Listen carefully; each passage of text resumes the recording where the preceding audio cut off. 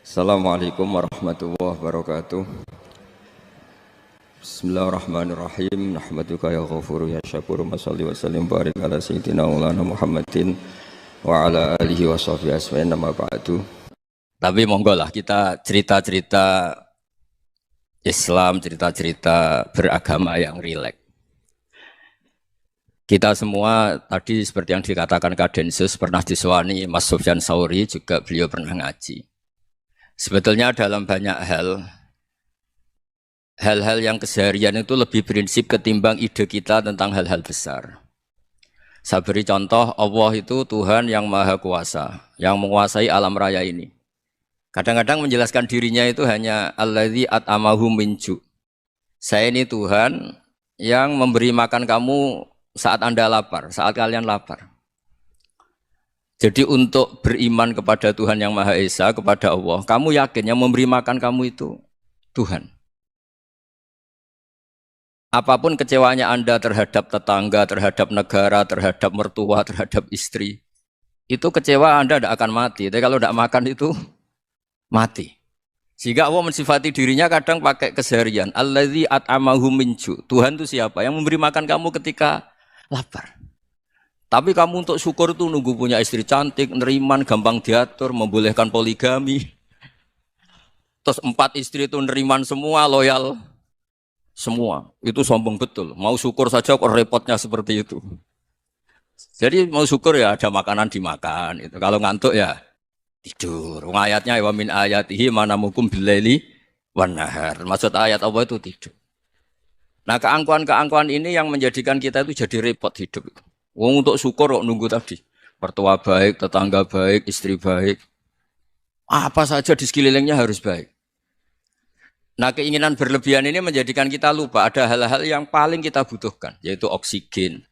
Kita boleh nempat di buminya Allah. Alladzi ja'ala lakumul ardo firasya. Bumi kamu tempati enak. Coba kalau gempa.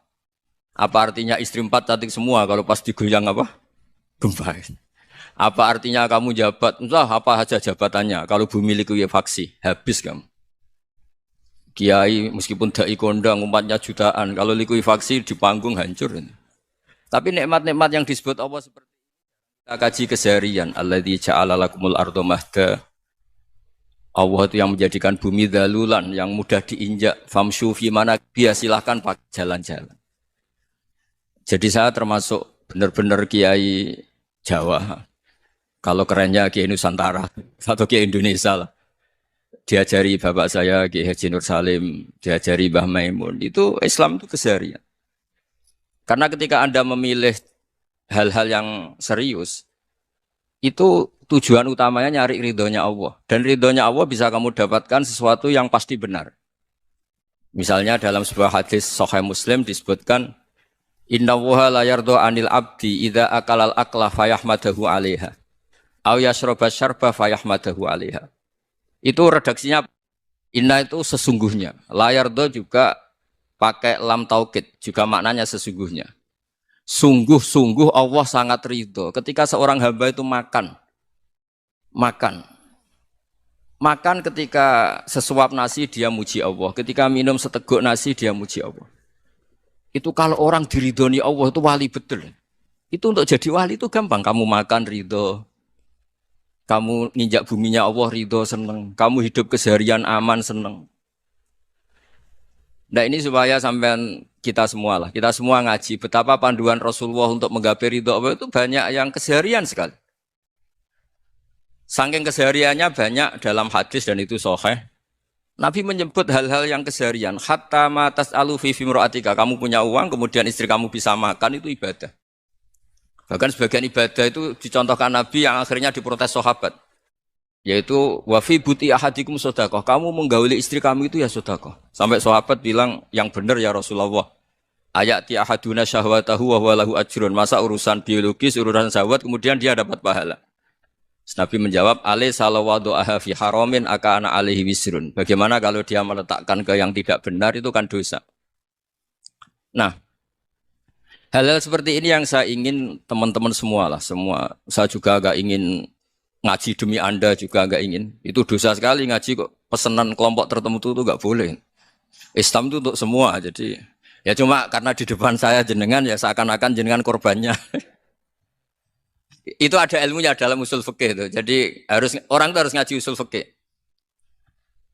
Nama yang disebut, mungkin Mas Sufyan masih ingat zaman ngaji usul fikih. Nama yang disebut itu tidak jaminan sebagai prioritas perintah. Jadi misalnya gini, kebetulan yang di depan Nabi itu Abu Dzar. Nabi ya bilang, ya Abu Dzarin ini uhibbuka misalnya, atau ya Mu'ad ini uhibbuka, atau ya Abu Hurairah ini uhibbuka misalnya.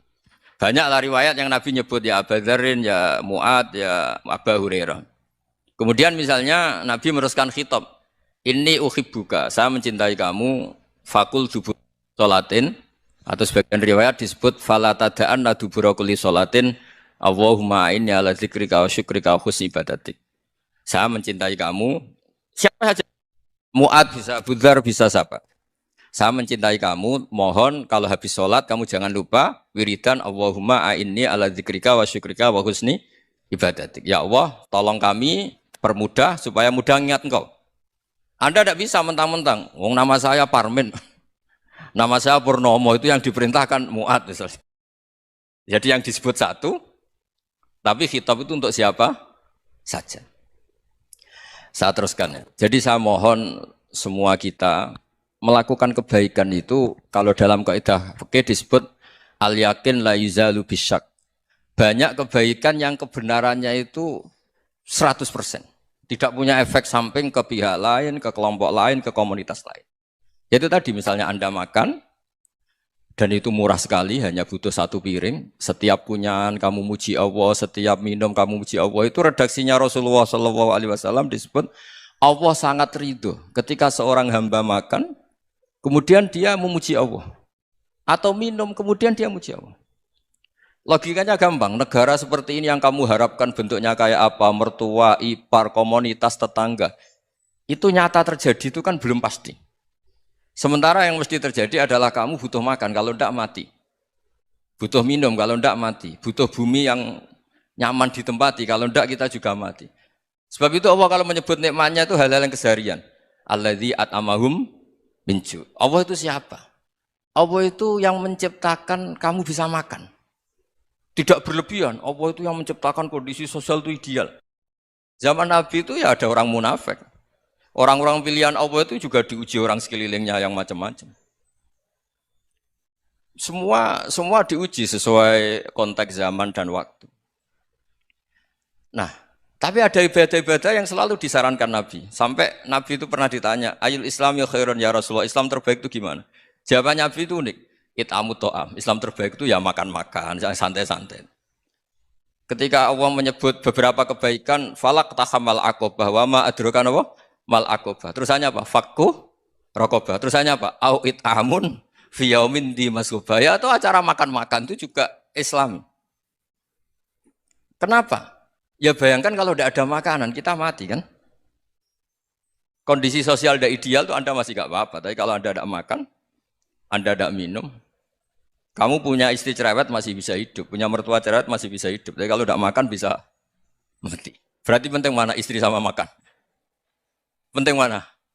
Makan. Semoga istri Anda dengar, nanti kamu disuruh makan tapi pulang deh. Itu kalau dibahasakan makan masih memahami. Penting mana nasi satu piring dengan istri. Nggak ada nasi mati, nggak ada istri belum mati. Penting mana? Gak berani jawab kan? Nah, ternyata Anda ada garang kan di depan istri. Jadi saya mohonlah, mungkin Mas Sufyan Sauri tadi yang bisa bantulah. Teman-teman tuh ngaji yang keseharian saja.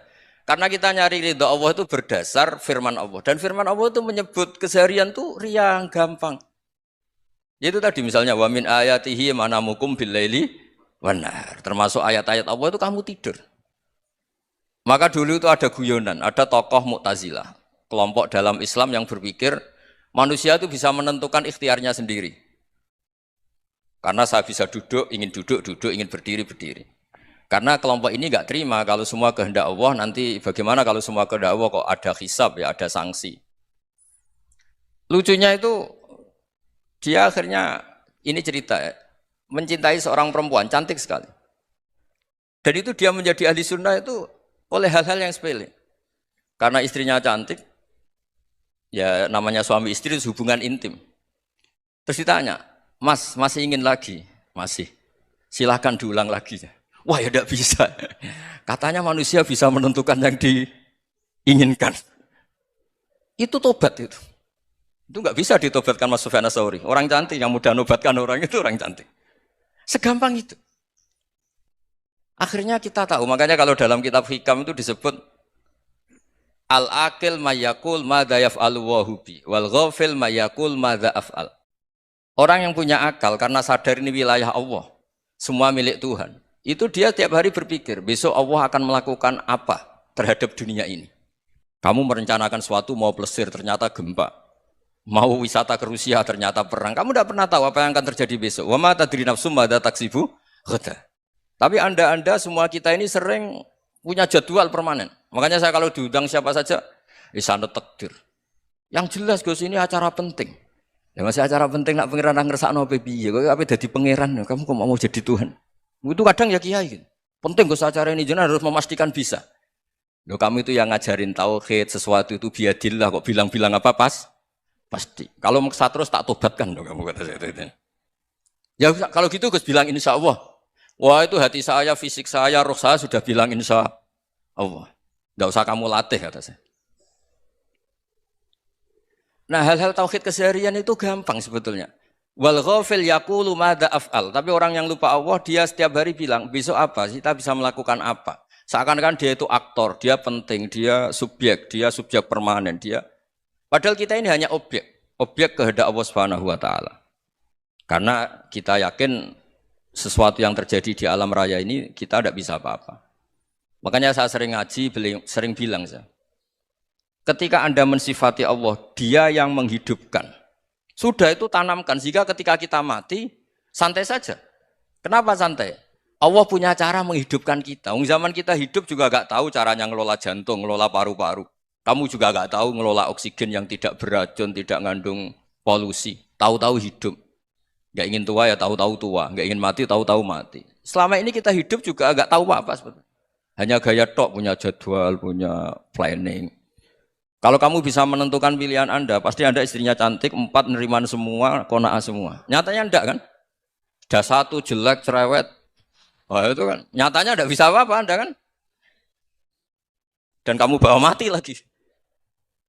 Itu kan, istri Anda juga gitu, punya keinginan, punya suami yang ganteng, yang jabat, yang neriman, yang enggak poligami. Ya enggak kesampaian juga. Kalau kita ngitung tingkat kegagalan kita itu gagal terus. Ya kan? Nah, terus ingat Allah. Madza yaf'alu wa bi. Orang yang punya akal selalu berpikir Allah itu menghendaki apa terhadap saya. Lalu sama-sama orang itu. Ngelihat orang yang serius. Itu kata Anda itu pemikir berat, serius. Senang punya tokoh yang merengut karena kamu anggap serius. Tapi sebagian orang anggap orang yang serius itu wong merengut, wong masam, wong muka kok ditekuk. Jadi sama itu hati ya muqallibal qulub tsabbit qalbi ala dinik karena kita enggak tahu cara berpikir kita tentang orang lain, tentang sekeliling kita. Misalnya kita orang baik yang jenis ngrumat fakir miskin. Ada orang bangun masjid mewah itu janggal. Apa artinya masjid mewah kalau banyak orang kelaparan? Tapi kalau yang jenis pendidikan apa artinya masjid mewah kalau enggak bisa ngaji? Nanti yang jenis infrastruktur apa artinya ini kalau semuanya punya sudut pandang yang berbeda-beda. Dan Islam mengapresiasi semua kebaikan. Tapi katakan semua kebaikan itu adalah kehendak Allah Subhanahu wa taala. Karena apapun baik Anda itu pakai fasilitas yang diberikan oleh Allah Subhanahu wa taala. Sehingga ini yang disebut qulillah tsumadarhum fi khawdihim yal'abun. Ya kembali tadi ke tema-tema bahwa keseharian Anda ini sudah Islami. Saat Anda tidak bisa melakukan apa saja. Saya sering ada jenazah, biasanya kalau tetangga meninggal saya sering disuruh ngelepas. Saya bilang orang ini baik karena sering ngelamun di rumah, sering nganggur di rumah. Ditanya sama anaknya, kenapa Gus nganggur baik? Ya kalau dia nganggur artinya juga enggak berbuat sesuatu yang maksiat kan? Ya kan? Orang nganggur di rumahnya ya enggak bunuh orang, enggak maling, enggak korupsi, ya namanya nganggur di rumah. Lah cuma istri cara pandang nganggur enggak menghasilkan uang gitu. Tapi juga enggak menghasilkan kriminal kan? Jadi sebenarnya Islam itu makanya kalau sampean ngaji usul fikih itu ada kitab usul fikih namanya Lubul Usul itu terkenal sekali di pesantren itu. Itu kalau ngapresiasi keseharian itu luar biasa. Izma min mubahin illa wa yatahaqqaqu bihi tarku haramimma. Karena keseharian yang mubah saat Anda lakukan itu ada kehebatan yang luar biasa, yaitu meninggalkan haram. Makanya dulu banyak orang-orang alim ketemu temannya itu guyon sampai semalaman. Itu biasanya yang semangat Islam, itu kiai kok tidak tahajud, kiai kok tidak witir. Orang yang sedang mapan uangnya banyak, malam itu tidak kelayaban itu sudah luar biasa. Melawan nafsu supaya tidak maksiat itu sudah luar biasa. Supaya lupa guyon sama temannya semalaman sampai subuh. Gejolok-gejolokan ngenang zaman miskin, zaman kuliah nggak jelas, zaman apa. Melihatnya jangan tarkut tahajud. Seperti ini meninggalkan tahajud, tapi meninggalnya ini talkul muharramat.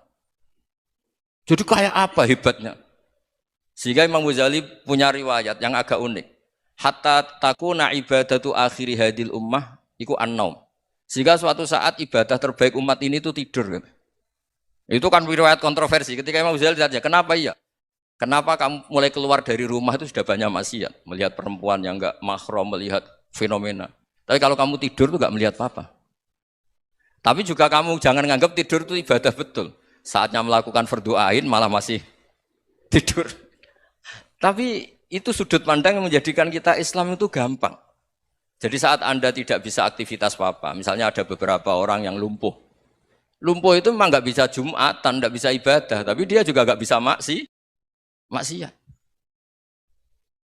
Tidur itu memang Anda saat itu tidak bisa tahajud, tidak bisa witir, tapi saat itu ada zina, ada maling, tidak gosipkan orang, tidak bully orang, tidak menanamkan kebencian, tidak hasud. Sehingga tidur menurut Allah Ta'ala wa min ayatihi manamukum billaili apa? Wanahar. Karena di tidur itu selain ada unsur istirahat, jaga kestamina, juga ada unsur meninggalkan beberapa keburukan. Nah saya mohon ibadah yang keseharian ini kita jaga. Supaya kita semua baca ayat itu fasih. Fasih itu tertanam di hati. Allah itu siapa? Alladzi at'amahum min ju'i wa amanahum min khauf. Dan Allah kalau cerita di Quran itu anna sababnal ma'a sabba thumma syaqaqnal ardha wa syaqqa fa ambatna fiha habba wa inaba wa qadba wa zaituna wa nakhla wa hada'iqa hulba. Kamu tahu saya ini siapa kata Allah? Saya ini adalah Tuhan yang menurunkan air, kemudian ada tanaman banyak. Habba wa inaba wa qadba, ada zaitun, ada tin, kalau orang Jawa mungkin ada tela, ada padi, ada mangga, ada pisang. Sudah. Wa inaba wa zaituna wa nakhla wa hada'iqa hulba, ada perkebunan yang lebat. Tujuannya apa? Mata Allahkum, silahkan kamu pakai, kamu nikmati. Tapi karena kadang kita ini punya ide-ide besar.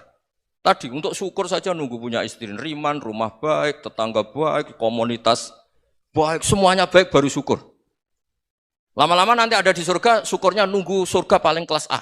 Itu sudah ada yang menghuni Rasulullah, kamu nggak boleh di situ. Masa untuk syukur saja?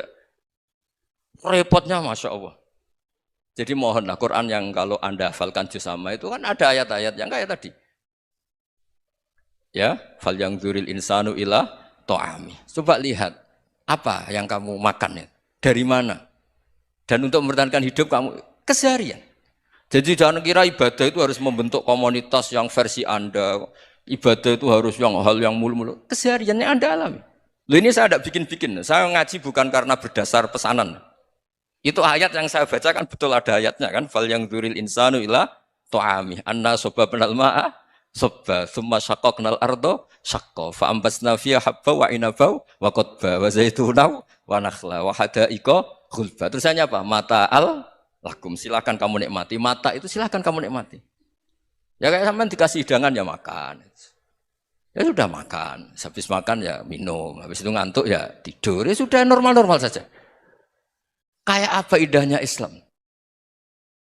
Tapi Anda mencari Islam yang gimana lagi? Nah itu yang diajarkan guru-guru kita, diajarkan sanad kita sampai Wali Songo, sampai Rasulullah SAW. Bahwa pada akhirnya ada jihad, ada perang. Itu dulu memang perang, bukan membunuh, beda.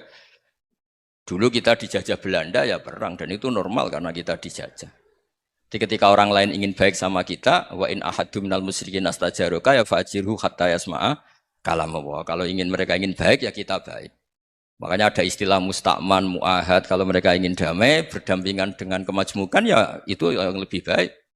Karena memang Islam menghormati proses perdamaian. Wa in janahu napa lisalmi ya fajnah lah. Kalau ingin damai ya kita harus damai. Jadi andai kan dulu Belanda datang ke Indonesia kok minta besanan gitu. Ya mungkin kita juga seneng karena memperbaiki hidung kan kalau minta besanan gitu. Nah tapi wong jajah dulu itu kan masalah kan? Apa? Masalah kan? Jadi saya mohon ya, jadi apa? Saya tadi minta sama Bapak Kadensus kemarin juga pernah main ke saya. Jangan sering ketemu saya ini sudah uzlah, saya ini sudah mau daftar jadi resi. Saya itu kemarin di muktamar juga agak datang, acara di Jogja juga sudah. Karena memang keluarga saya dulu itu bahasa ya, bapaknya bapak saya itu enggak keluar rumah itu puluhan tahun. Memang punya adat uzlah. Ya makanya ngaji saya ngaji aja yang gampang-gampang aja, yang enggak orderan, enggak pesenan ngaji aja dulu yang gampang. Saya ikhlas, yakin betul saya ikhlas. Ikhlas itu menurut saya itu roh. Orang enggak ikhlas menurut saya itu orang aneh. Ikhlas itu gampang, sudah saya bilang. Kalau kamu yakin ilmu itu milik Allah, ngasihkan juga ikhlas itu milik Allah. Apa sih yang kamu punyai sehingga kamu udah ikhlas? Uang milik Allah, energi kita milik Allah, bumi milik Allah. Kemudian kamu merasa memiliki. Merasa memiliki itu kalau dalam ilmu tasawuf sudah kesalahan kan. Bagaimana Anda punya? Coba tahu-tahu tanah itu kok milik Anda. Karena saya beli, Gus. Saya beli dari orang, dari Zaid. Padahal yang asli punya itu Allah. Apa benar kamu pernah beli sama Allah? Zaid ini pemilik nisbi, pemilik yang enggak sebenarnya kan. Ya enggak? Yang benar-benar pemilik itu Allah. Kok kamu ngerasa itu bumi kamu itu atas nama apa? Milik kan harus beli atau dikasih. Tidak semua kan? Nah, makanya terus famshu fi manakibiha dan Allah menyebutnya, sudah saya ini yang menciptakan bumi. Waladzi ja'ala lakumul arda dalulan. Dan Allah menyebutnya sederhana, famshu fi manakibiha, silakan jalan-jalan. Terusannya apa? Wa kulu mirizki, silakan makan-makan. Jadi Islam itu ya makanya kiai-kiai itu ada acara makan, sampai ada guyonan fikuli makanin makan di setiap tempat ya makan sih. Nggih ngoten guys, pokoknya sing gampang-gampang mawon nggih. Nggih Mas Sufyan nggih sing gampang-gampang mawon nggih. Assalamualaikum warahmatullahi wabarakatuh. Perasaan saya juga seluruh ulama di dunia. Saya ulang lagi, perasaan saya juga seluruh ulama di dunia. Bahwa Islam masuk itu macam-macam sebabnya. Dulu kita tahu, kita sebagai warga Indonesia, Islam masuk itu ya dibawa orang yang agak kedonyan, ya kayak jenengan lah kira-kira gitu. Ya kayak mbak-mbak ini, ya agak-agak mata duitan itu. Karena kita tahu rata-rata ahli sejarah mengatakan Islam di Indonesia dibawa kiai apa pedagang. Pedagang tuh nyari uang apa nyari dakwah kira-kira. Ya semoga Anda mirip-mirip seperti itu. Ya jadi nyari uang karena ada nurani Islam sehingga tetap saja membawa Islam. Saya tidak tahu Islam Anda ala apa, tidak tahu. Pokoknya mau ngaji ya berarti Islam ala ahli sunnah apa? Wal jamaah. Jadi ini penting saya utarakan bahwa Islam itu agama yang mudah difahami sehingga dibawa pedagang saja ya kasil. Gitu. Dibawa orang yang kedonyan kayak jenengan juga kasil. Gitu. Dibawa orang baik ya kasil, dibawa orang broken juga kasil. Ini penting saya utarakan karena saya ngaji di mana-mana bilang ciri utama kebenaran absolut adalah kebenaran yang bahkan orang nggak benar saja bisa bawa. Tapi bukan berarti saya dukung Anda tidak benar, kan sudah tidak benar dulu sebelum kenal saya. Tapi nggak apa-apa, nggak benarnya umat Islam insya Allah dimaafkan sama Allah Subhanahu. Ya asal tobat maksudnya. Nggak, ini saya beri satu konstruksi pikiran yang saya sering utarakan di ngaji saya. Sampai sekarang saya coba saat tes ini kan di kampus ya, di apa bacanya ini Kim University yang global leader apa in the world itu. Ini keren lah. Jadi acara ilmiah kita ditakdir di gedung apa? Kampus, gedung universitas di begini. Kalau 1 ditambah 1 2 itu namanya hakikat. Ciri utama hakikat adalah siapapun akan menerima. Saya sekarang tanya sama Anda, kira-kira 1 tambah 1 2 itu musuh Anda pun mengatakan 2 apa tidak? Ya. Pekerja Korea ya bilang 2, Rektor Al-Azhar juga bilang 2. Kamu yang sekarang sedang mungkin sebagian broken sama istri juga bilang 2. Istri kamu yang mangkal sama kamu juga bilang dua. Yang cemburu ya bilang dua, yang dicemburuin juga bilang dua. Karena begitu mudah kebenaran absolut diterima oleh siapa saja. Begitu juga eksistensi Allah sebagai Tuhan. Itu mudah diterima oleh siapa saja. Sehingga pembawanya tidak perlu seorang kiai atau gus atau mubalek atau ketua muin, tidak. Cukup karyawan pekerja Korea. Karena kebenaran absolut itu kebenaran yang mutlak. Siapa saja yang waras pasti ngakui. Kira-kira orang yang berpikir sehat pasti berpikir begini, ini yang diajarkan Quran. Bumi ini kadung wujud, sudah wujud kadung wujud, punya eksistensi. Mungkin nggak sesuatu yang wujud kemudian disebabkan oleh sesuatu yang nihilisme, yang tidak ada. Mungkin enggak? Enggak mungkin. Yang namanya penyebab itu harus sesuatu yang wujud. Di mana-mana penyebab itu harus punya eksistensi. Karena langit dan bumi ini kadung wujud, pasti penyebabnya adalah wujud. Karena wujud penyebab harus bersifat super. Lah bersifat super ini oleh ulama dikatakan wajibil wujud. Itu akal siapa saja akan terima. Cuma kemudian setelah nerima itu orang macam-macam cara berpikir. Mungkin orang Jawa dulu bilang itu Sahyang Widi. Kalau orang sini mungkin bilang apa itu? Dewa atau apa ya? Enggak tahu saya itu. Karena itu yang teman sampean, enggak teman saya itu. Tapi yang jelas begini, ini konstruksi ini harus kita jaga. Nanti saya bacakan teks hadisnya. Kebenaran sejati ciri utamanya adalah ada absolutisme, ada kebenaran mutlak. Ciri utama kebenaran mutlak adalah diakui bahkan oleh siapa saja, termasuk oleh orang fasik. Orang fasik itu orang enggak benar. Misalnya ada imam masjid besar Istiqlal, ditanya 1 tambah 1 bilang apa? 2. Nanti kira-kira yang lonte juga bilang apa? 2. KPK juga bilang koruptornya yang ditangkap 2. Nah, eksistensi Allah sebagai Tuhan ini kebenaran yang absolut. Maka agama ini juga boleh diterima oleh siapa saja, termasuk oleh orang fasik, orang nggak jelas. Ini penting saya utarakan karena sekarang marak kelompok yang mengatakan orang Islam kalau zina menjadi tidak muslim, orang Islam kalau korupsi menjadi tidak muslim. Salah sedikit tahlilan jadi kafir, percaya wasilah jadi itu tidak benar seperti itu. Karena kebenaran eksistensi itu kebenaran yang nggak bisa diganggu gugat. Seperti Anda ini kan warga Indonesia, KPK ya warga Indonesia, koruptornya juga warga. Apa setelah dia korupsi lalu tidak warga Indonesia? Tetap warga. Orang yang meyakini kalimat tauhid setelah dia salah apa terus tidak ya tauhid? Kan tetap ya. Maka dia tetap Islam. Ini penting saya utarakan. Kalau seorang warga Indonesia yang koruptor, yang macam-macam saja tetap warga Indonesia, padahal banyak kesalahan. Karena status warga Indonesia adalah status yang permanen. Begitu juga status Muslim adalah permanen bagi siapa saja yang melafadzkan La ilaha illallah Muhammadur Rasulullah. Kita tidak bisa mengkafir-kafir kita. Itu juga yang sering dipesankan dan jadi ciri khas ulama ahli sunnah wal jamaah, tidak mengkafirkan orang Islam meskipun melakukan dosa besar. Soal dia salah nanti masuk neraka ya silakan saja, saya ada ikut, paham ya? Sampai bisa mencoba. Tapi tetap saja dia Muslim. Analoginya tadi. Analoginya gampang sekali tadi. Orang Indonesia yang salah itu tidak akan merubah statusnya sebagai warga Indonesia. Karena ya memang dia berstatus warga Indonesia. Orang Islam yang sudah melafadzkan syahadat maka menjadi Muslim. Saya di mana-mana berkampanye, berfatwa. Orang kafir yang 70 tahun kafir, sekali melafadzkan kalimat tauhid, itu menjadi Muslim apa tetap kafir? Muslim. Masa kita yang Islam terus, yang kalimat tahlil la ilaha illallah, kemudian menjadi kafir karena kalimat itu? Itu faham aneh apa aneh? Wong yang kafir saja menjadi Muslim karena kalimat tauhid, yang Islam menjadi kafir juga karena kalimat. Ini ngajak apa-apaan? Ya ngajak goblok-goblokan, kira-kira kan gitu. Ini penting saya utarakan karena ini penting.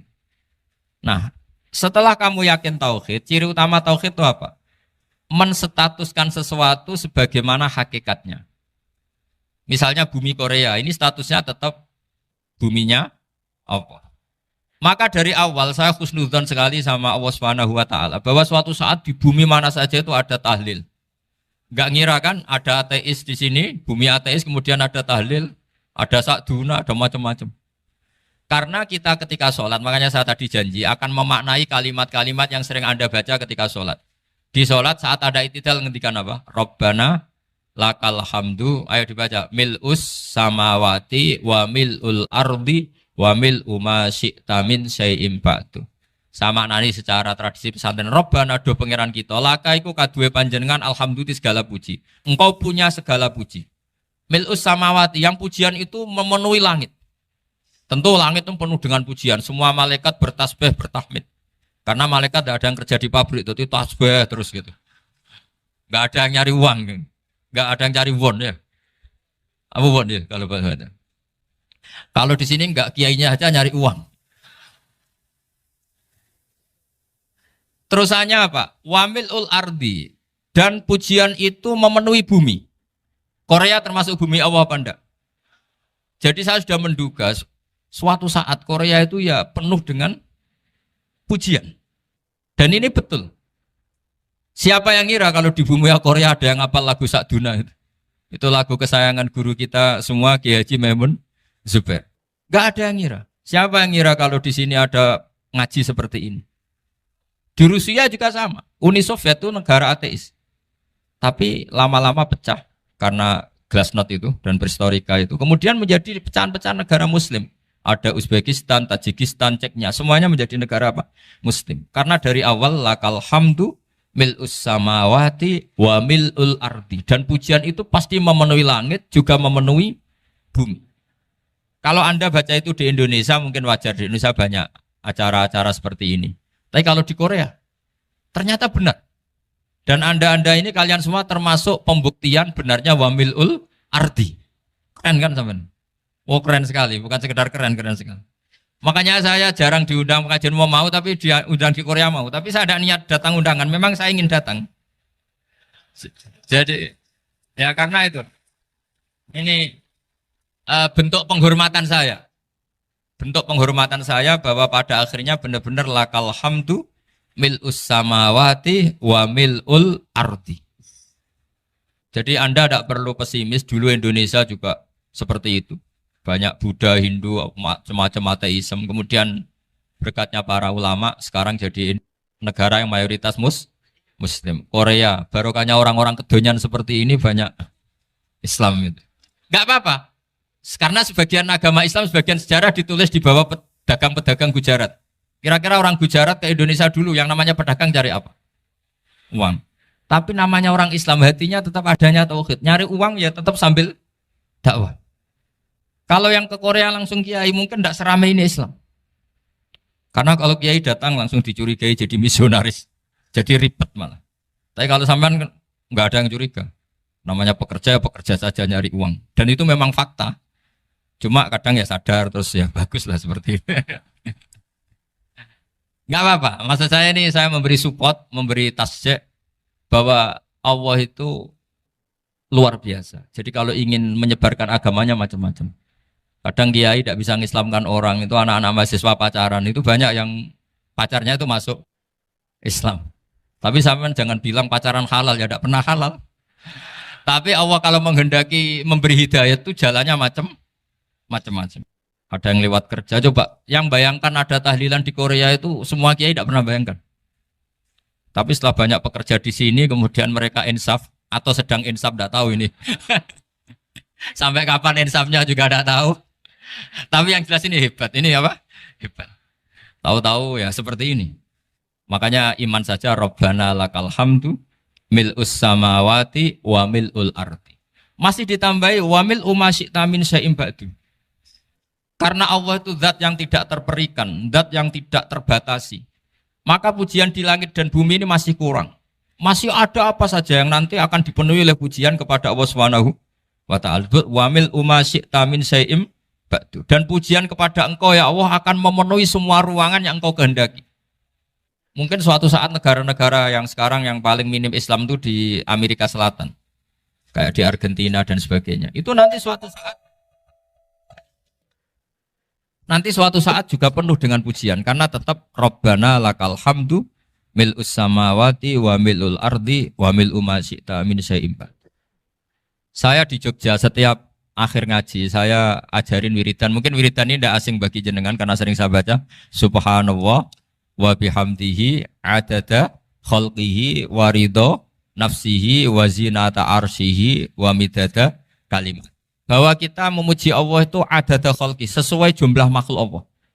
Semua makhluk Allah meskipun kelihatannya mengecewakan, ini semuanya memuji sama Allah Subhanahu wa taala. Meskipun kadang kita kecewa, kadang kita tidak cocok. Coba barokahnya Anda ini agak-agak kecewa gitu dengan Indonesia karena nggak menyediakan lapangan kerja untuk Anda. Tapi ya nggak kecewa-kecewa amat ya, agak-agak saja.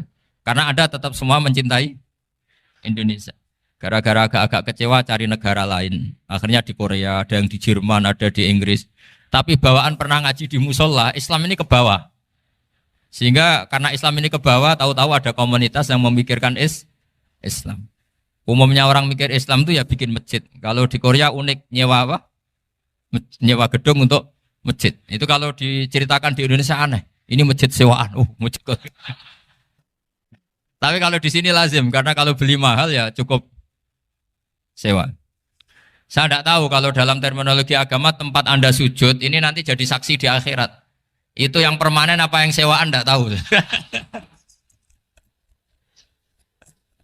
Jadi nanti bumi ini tanya, ya saya ya Allah pernah dipakai sujud, tapi setelah 1 tahun nggak kuat menambah lagi. Makanya saya dukung tadi yang ada gerakan masjid apa. Sebenarnya permanen nggak permanen itu tetap bagus, tidak usah memaksakan. Yang jelas saya sudah ikut nyumbang lelang tadi, dan saya berharap uang itu benar-benar untuk masjid.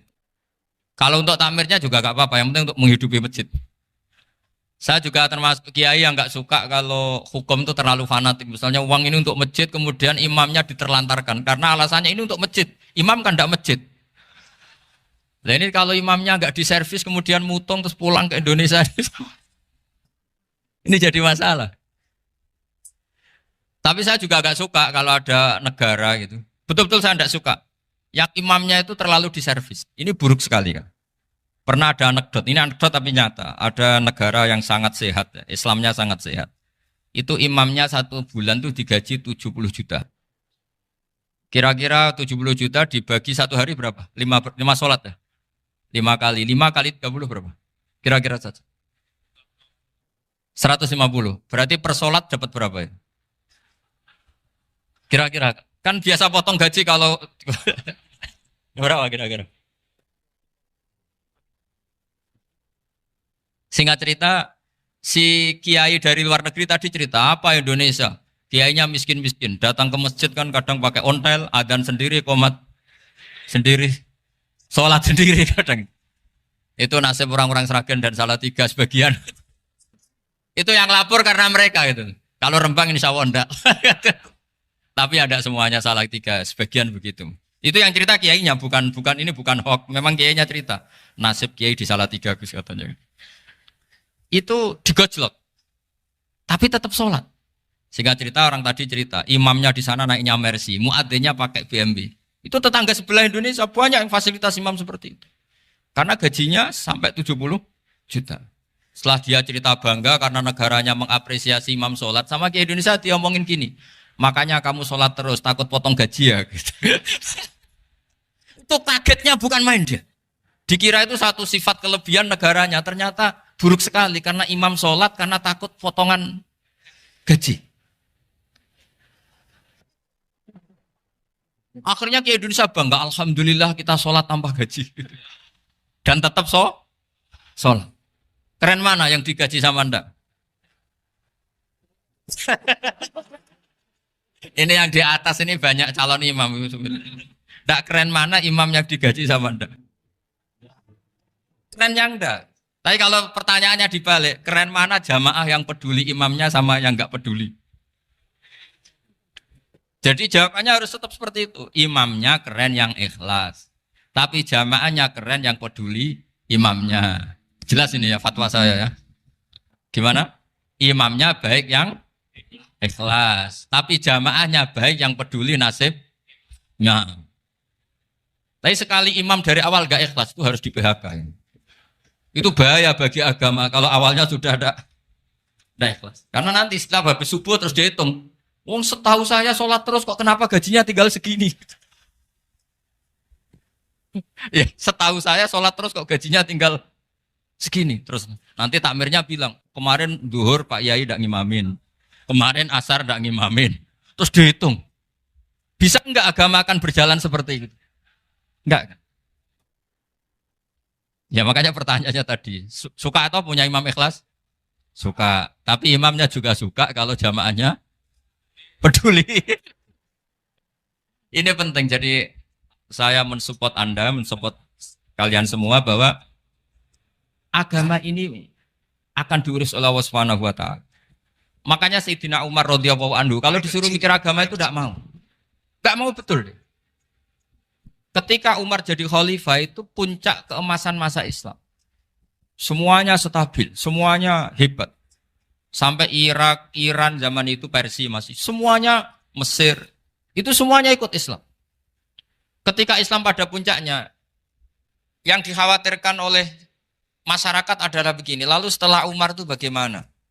Islam setelah dipimpin orang yang tangguh, yang kuat, yang waroi, yang zuhud. Lalu setelah Umar itu gimana? Tapi Umar disuruh mikir gak mau. Sampai setiap Abdullah bin Umar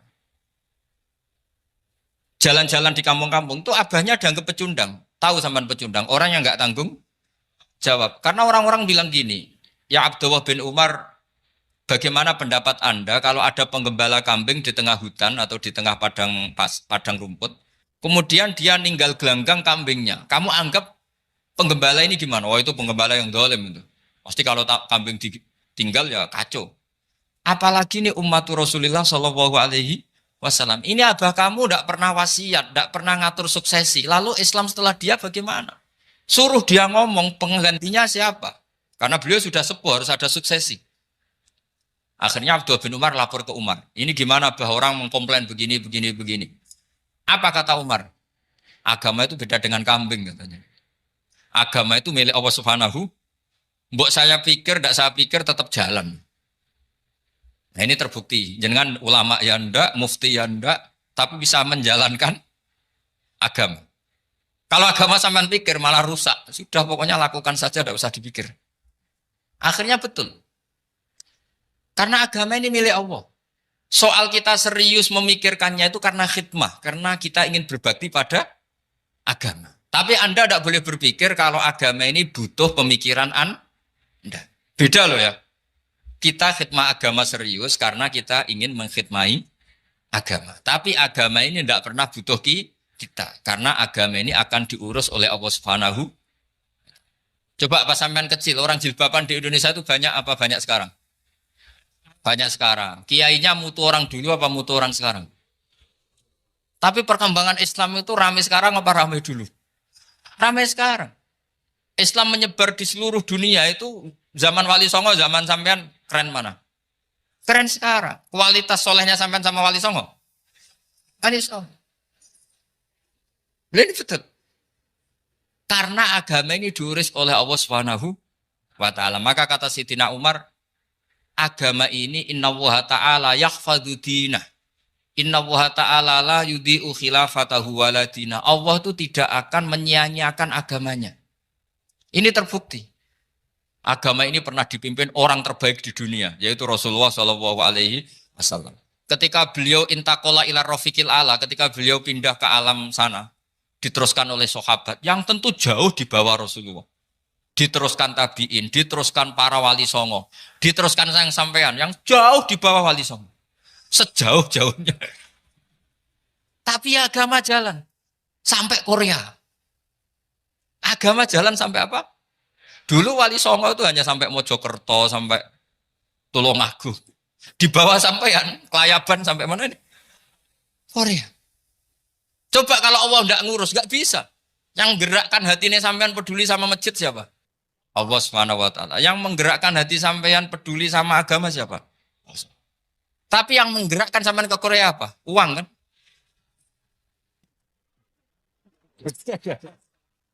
Enggak, enggak apa-apa, jujur saja, jujur ya, ada. Santai aja. Ini bagian dari keramatnya jenengan. Niatnya agak bener tapi dibenerin Allah di sini. Dari awal niatnya kan uang gitu. Tapi setelah di Korea dibenerin Allah. Mbok ingat agama gitu. Keren kan? Makanya yang syukur sama Allah Subhanahu wa taala. Yang bisa hanya Allah taala. Makanya dalam dunia kiai selalu baca apa? Alhamdulillah alladzi hadana li hadza wa ma kunna linahtadiya laula an hadana Allah. Alhamdulillah kita diberi hidayat seperti ini. Kalau tidak Allah tidak bisa. Sudah mata duitan, kadang istri ngomel, mertua tidak percaya. Sudah setengah-setengah broken gini saya tahu sampai ke Korea itu karena broken pas saking sayangnya keluarga. Potensinya hanya dua. Dibela-belain kerja demi keluarga atau agak broken maka ke sini. Tapi apapun potensi itu tetap baik. Itu takdir sudah, itu takdir tidak usah dibicarakan. Semua itu apa? Karena orang kalau sedang rukun ya tidak mau tukaran, kalau sedang tukaran ya tidak mau rukun. Itu sudah semuanya takdir. Kata bapak saya dulu kalau ada orang mau jualan tanah, Pak Yai tanah saya mau saya jual. Ini gimana padahal ini tanah warisan. Kata bapak, nak waya adol ya adol. Memang ini saatnya jual ya jual saja. Nanti kalau kaya saatnya beli ya beli saja. Karena kalau sudah saatnya jual mau beli ya nggak mungkin kan. Mau memang saatnya jual. Kalau sudah kaya kan nggak mungkin jual tanah. Saatnya beli. Maka semoga masalah di keluarga sampean ya masalah musiman. Maksudnya yang tukarannya ini musiman, yang rukunnya permanen. Jangan tukarannya permanen, rukunnya musiman. Setelah melihat yang lebih cantik, katut babon, nggak tahu saya kalau tahu. Nah ini semoga katut masjid ini bagian dari kafaroh sampean itu. Jadi kafaroh kesalahan-kesalahan di sampean. Ini penting saya utarakan karena agama itu beda. Agama ini diurus oleh Allah Subhanahu. Jadi kita mengerahkan pemikiran itu bukan karena kita akan menyelamatkan agama ini, tidak. Agama ini diselamatkan oleh Allah Subhanahu wa taala. Coba kayak apa Uni Soviet kuatnya itu. Mengkooptasi supaya orang semuanya ateis, semuanya komunis. Itu 100 tahun Uni Soviet begitu. Tapi orang-orang Uzbek, Ceknya, Tajikistan tetap mengajari anak-anaknya tauhid. Itu ada yang cerita itu sampai mengajarkan tauhid itu di bawah tanah, di basement. Tapi Allah menghendaki Rusia itu Uni Soviet jatuh. Ketika jatuh, negara-negara ini langsung menjadi negara Islam, yaitu Uzbek, Tajikistan, Ceknya. Mungkin nggak mereka langsung menjadi negara Islam, andai kan saat menjadi Uni Soviet benar-benar menjadi ateis. Nggak mungkin kan? Karena saat dikooptasi Uni Soviet, akidah mereka tetap tauhid. Cuma nggak berani muncul. Artinya apa? Uni Soviet nggak bisa menghabisi Islam. Kurang kerennya Uni Soviet zaman itu. Bisa nggak menghabisi Islam? Nggak bisa. Donald Trump dulu termasuk Islamfobia. Tapi setelah dia anti-Islam, malah orang Amerika demo supaya memperhatikan Islam. Nggak bisa. Makanya Korea pun nggak bisa menghabisi Islam. Kalau sampean menghabisi Islam sendiri bisa. Karena terus nggak mau sholat, nggak mau zakat, itu sampai. Tapi sampean toh yang Islamnya habis, Islam tetap baik-baik saja. Makanya ini penting saya utarakan supaya kamu pede. Bahwa agama ini pernah dibawa orang yang pedagang. Ya soal ada sebagian pendakwah yang ikhlas ya banyak, tapi sejarah yang gampang kita lihat adalah Islam itu dibawa oleh apa? Pedagang Gujarat, pedagang India. Enggak apa-apa, sejarah itu meskipun sebagian menentang enggak apa-apa, tapi sejarah itu tetap ada. Pasti sebagiannya memang seperti itu. Dan itu enggak masalah. Saya ulang lagi, itu enggak masalah. Coba dulu pemain bola kalau di Inggris itu kalau mau sholat susahnya bukan main. Apalagi kalau mau puasa. Kalau di sini kerja puasa katanya mati lu kalau apa? Puasa. Kalau mau sholat katanya dicari mana ini berhalanya kok. Kata orang-orang ateis kan gitu, dicarikan patungnya. Kali ini sholat kok gak ada patungnya, ini gimana ini. Ya ngalamin gitu. Tapi Allah Maha Kuasa. Banyak investor mana itu Dubai atau Qatar yang tertarik investasi di dunia bola. Kayak Sulaiman Al-Fahim makanya beli Manchester City. Itu sekarang pelatihnya negara orang sholat gak berani. Bahkan di tengah stadion dibangunkan masjid. Kalau sampai daftar jadi muadzin bisa. Apa nyanyi Sakduna di sana juga bisa. Dulu Aljazair bencinya bukan main. Apa Perancis sama orang Islam itu bencinya bukan main. Barokahnya Zidane pemain bola. Dan juara dunia. Terus Zidane turunan Aljazair. Akhirnya orang Perancis itu mencintai Islam. Itu barokahnya sepak bola. Allah punya sekian cara untuk mengenalkan Islam. Di Prancis dikenalkan lewat pemain sepak bola. Nah di Korea ini yang agak unik dikenalkan lewat pecinta wong. Saya jamin ini tidak apa-apa, sudah tidak apa-apa, sudah aman, pokoknya aman. Jamin aman. Pokoknya alhamdulillahilladzi hadana lihada wa ma kunna linahtadiya laula an hadana.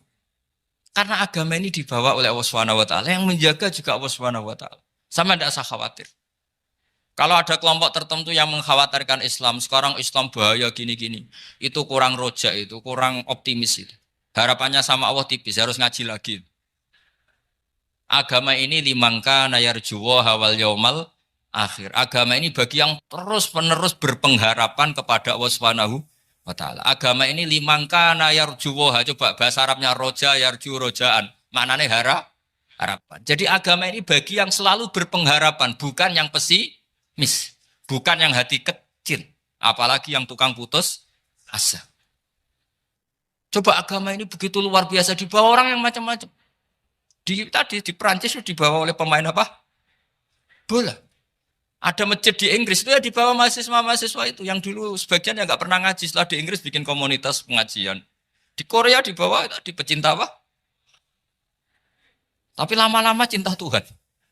Karena ya memang sebenarnya sudah cinta Tuhan. Cuma ya cara cinta ini nunggu punya uang Ya sudah, alhamdulillah seperti ini sudah luar biasa sudah. Insya Allah diterima oleh Allah Subhanahu wa taala. Saya selalu berharap semoga ini tetap satu bukti bahwa Allah itu harus kita sembah di mana-mana. Karena tadi Allah akan selalu Rabbana lakal hamdu mil'us samawati wa mil'ul ardi wa mil'u ma syi'ta min syai'in ba'du. Bahwa pujian kepada Allah akan selalu memenuhi langit dan memenuhi bumi. Bumi Korea termasuk buminya Allah. Makanya pegangan yang saya minta sama pengurus untuk di-share adalah Dawi Rasulullah Shallallahu Alaihi Wasallam. Mungkin nanti panitia harus menge-share itu. Ini Musnad Ahmad, riwayat dari Imam Ahmad. Al-Bilad bila dua. Sudah punya? Nanti di-share ya yang gitu. Al-Biladu bila dua. Bahwa negara hakikatnya adalah negara Allah. Wal ibad ibadullah. Semua hamba hakikatnya adalah hamba. Di hadis itu fahaitsuma asabta khairan fa'akim. Kapan saja kamu menemukan kebaikan di tempat Anda berdomisili, fa'akim, kamu enggak apa-apa di sini. Kamu di sini dapat uang, dapat masjid, dapat sewa masjid. Enggak tahu sewa apa permanen, pokoknya itu bagus gitu aja. Buminya dirayu. Bumi meskipun ini enggak permanen, tapi tetap jadi saksi loh ya. Harus ada kompromi ini.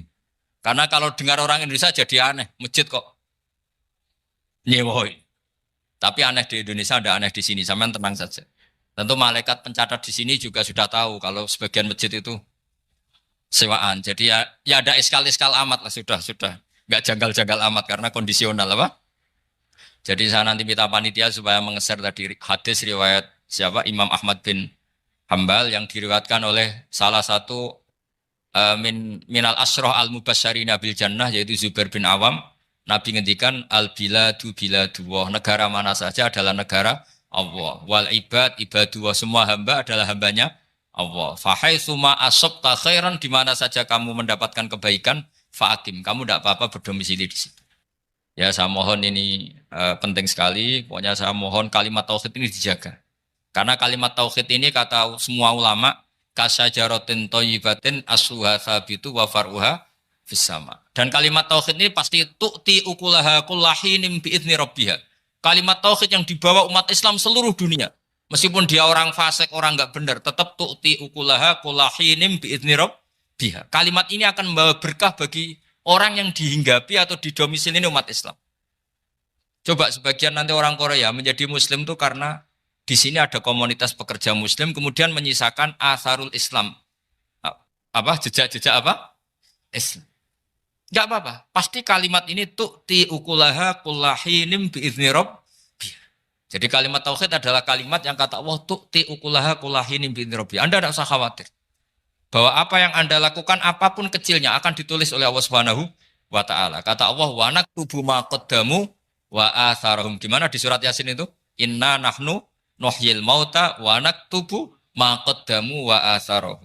Saya bisa menghidupkan orang mati dan semua amal kalian saya tulis, kata Allah. Wa atharahum, dan jejak-jejak yang pernah kalian lakukan juga ditulis. Tak terangno kowe nek ora paham kok nek mlebu swarga dadi paham. Dadi iki pilihane ku loro. Dadi nek kowe saiki ra paham kok ning swarga paham. Nek saiki paham kowe sok ben mlebu neraka dadi ra paham. Dadi mun ra usah direncana mlebu napa? Neraka wae mlebu dhewe ra usah direncanakno mun. Dados ngeten nggih, dados ahli swarga ya kurang penggawean, pancen salat wis ra wajib, wis ra ono pilpres, gak ono apa dadi kurang penggawean. Ahli swarga niku saking kurang penggaweane iku jagungan. Dadi misale kula Mustofa Ruhin jagungan. Piye enak ning swarga? Ya enak. Zaman ning donya piye? Terus cerita, saya itu punya teman ateis. Saya punya teman komunis yang ketika pertemanan dengan kita sering menghina kita karena kita ini percaya adanya hari kebangkitan. Teman saya itu sering melecehkan idza mitna wa kunna turaba wa idzaman aina lamadinun. Masa kita sudah jadi debu, jadi tulang belulang, kemudian kita akan dibalas amal-amal kita. Jadi singkat cerita, ini nunjukno nak wong soleh oleh kancanan wong dolim. Ya ini catatan ya bahwa orang soleh itu zaman ning dunya oleh kancanan wong napa? Dolim. Buktinya yang soleh ini masuk surga.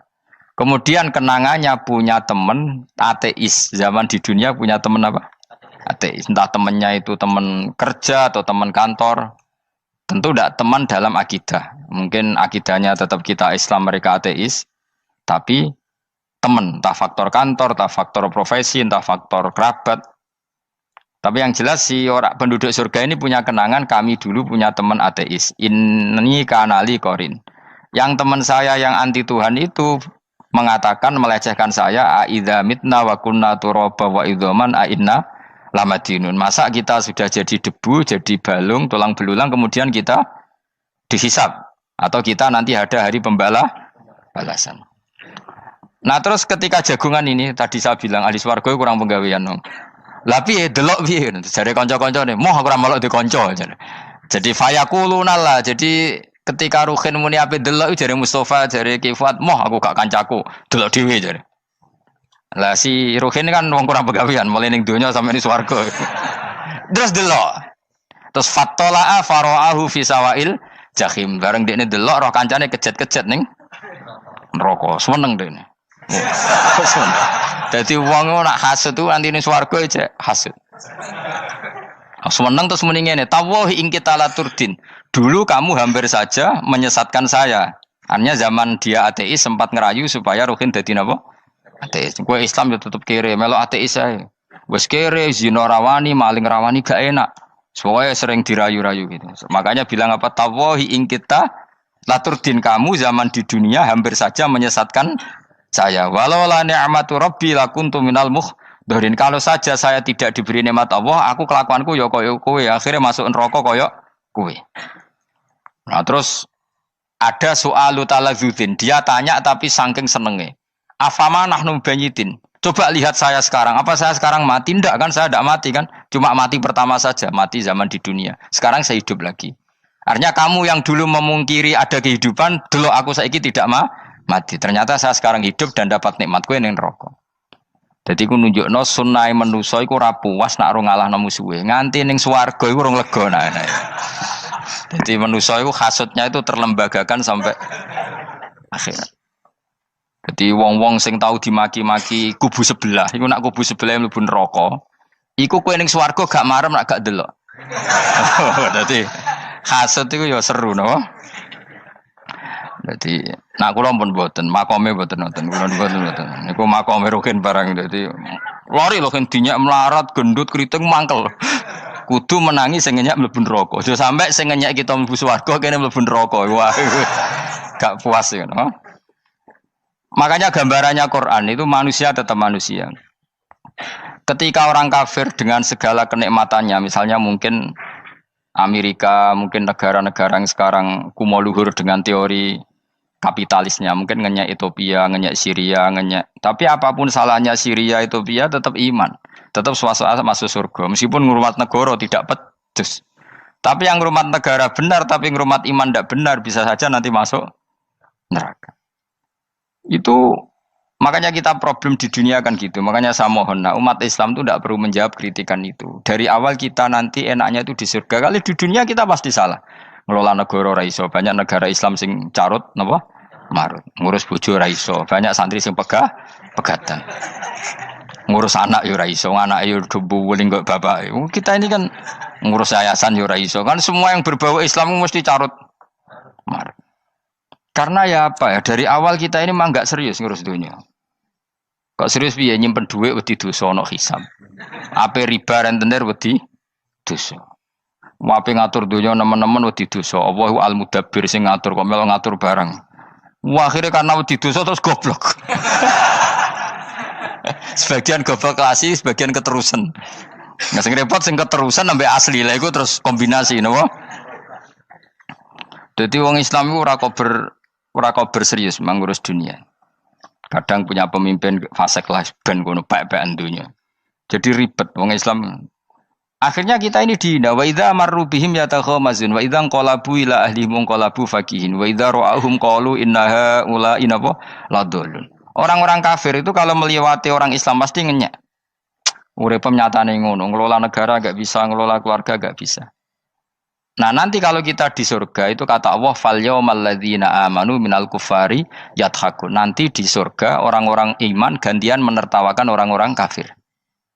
Jadi itu menunjukkan bahwa kita tidak pernah puas sebelum dendam menertawakan. Jadi wis ning swarga iku cita-citane mukmin tetep fal yaumal ladzina amanu minal kufari yadhakun. Jadi kowe sok ben ning swarga iku ya Allah kasih saya fasilitas bisa melihat penduduk neraka. Terus dene ning teras-teras swarga dipertontonkan orang kafir alal araiki yang turun. Hal suwibal kufaru makanu ya falun. Delok saiki kowe mbek aku mulya ndi. Jadi dendam itu penting. Tapi sebenarnya ini swarga ning donya wis kalah wis nurut ae no. Dadi menteri yo nurut wis pokoke nurut ae wis barang donya pek-pekan ngono. Cuman ora bener ya dielingno iku ya bahaya nek ora bener.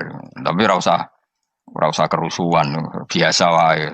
Gremeng ae gremeng pokoke ben gak dadi udun no.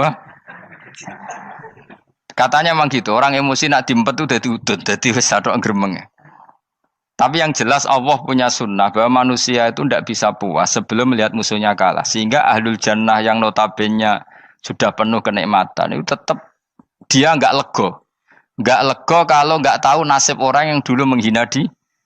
Makanya ini peringatan bagi kita bahwa kita berteman orang tidak soleh di dunia itu boleh. Buktinya tadi ahli surga ketika jagungan cerita saya punya teman ateis yang selalu mencibir saya, katanya nanti nggak ada hari kebangkitan. Lalu teman ateis saya sekarang di mana?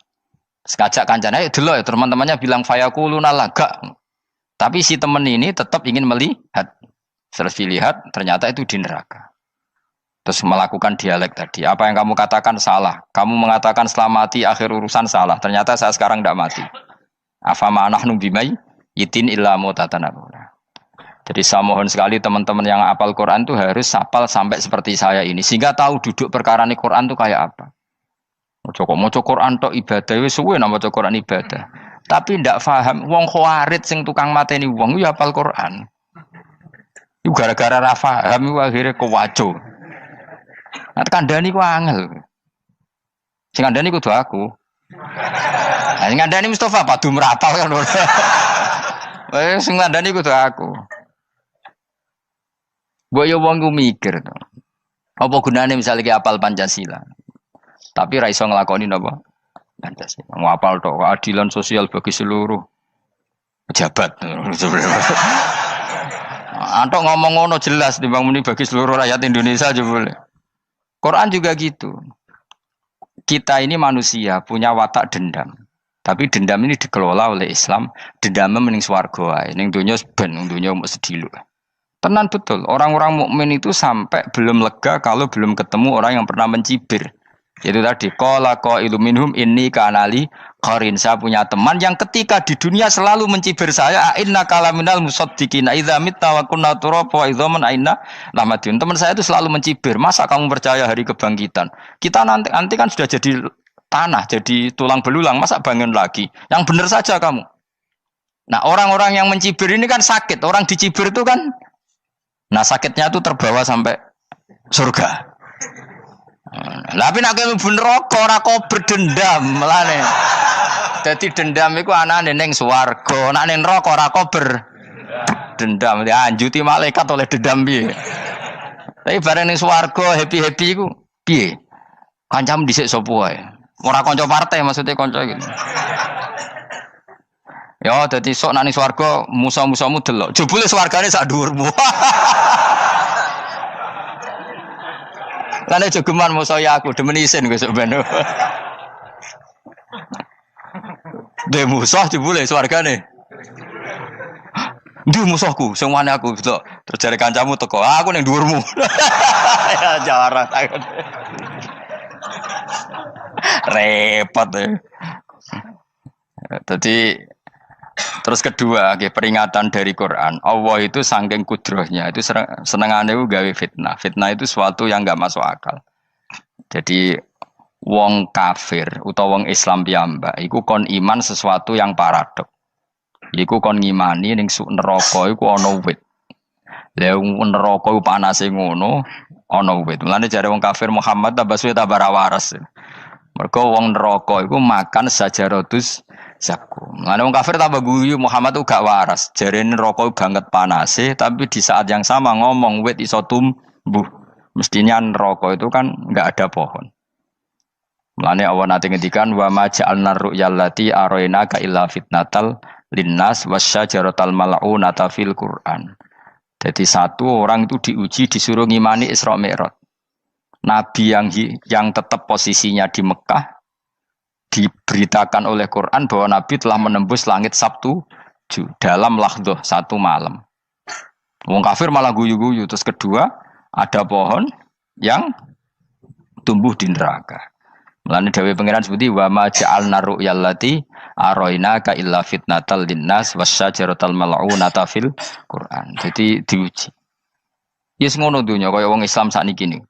Yang mengklaim negara Islam tata kelolanya carut marut. Yang negara non Islam kadang tata kelolanya rapi. Sehingga seakan-akan kita ini salah. Ngurus dunia wae ra iso, mung ngurus akhirat.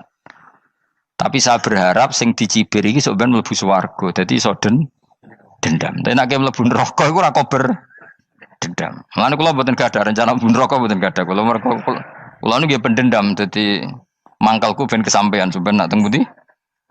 Swarga. Kita harus ngalami fal yawmal ladzina amanu minal kuffari yadhakun alal araiki yang jangan sampai kita ngalami kita sendiri disiksa. Kowe ngilu awakmu dhewe, milih dendam apa milih mlebu neraka? Milih dendam ya. Syaratnya mlebu apa? Swarga. Ya. Jadi pangeran itu memang sering damel sesuatu itu paradok. Tapi memang Allah sengaja. Mulane kula bolak-balik matur, ulama itu banyak, yang jaga akhlak ya banyak, yang jaga ilmu yang banyak. Kadang yang jaga ilmu itu yang akhirnya nyuwun sewu cangkem elek dan itu penting. Saya di mana-mana bilang, sesuatu itu kadang nggak bisa dijelaskan secara baik-baik. Syaratnya kudu cangkem elek.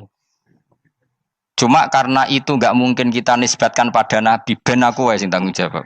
Kalau nak dinisbatkan nabi kan elek, maksud nabi kok gerakan cangkem elek. Ben aku wae. Nak pancen salah, aku sing tanggung jawab. Tapi nyalahno aku neraka, yakin neraka. Siji yo ora level, napa siji ora level. Dhisik sahabat itu akhirnya yo nyuwun sewu cara ora sahabat yo cangkem elek. Mergo mangkel. Ada orang munafik saking ora ngajari ngene. Kenapa saya bikin gerakan cangkem elek? Kok janut lho. Kowe asli elek maksudnya cangkemmu wis elek ora kok. Engko nang darane aku harus gebak asli cangkemmu wis elek. Wis ngono perkara dunya ora perkara hak. Nah kan perkara hak, cek keren. Wong munafik ku saking mangkelnone ning Kanjeng Nabi, saking kepengin Nabi itu ketok goblok, ketok salah. Iku kadang takok nggawa untane unta. Takok, "Mat, untaku iki sing ngawini untane sapa? Kok anake kok ora kembar?" Terus ana sahabat sing cangkem elek koyo Ruhin. Tak pajangi aku. Kowe apa-apa?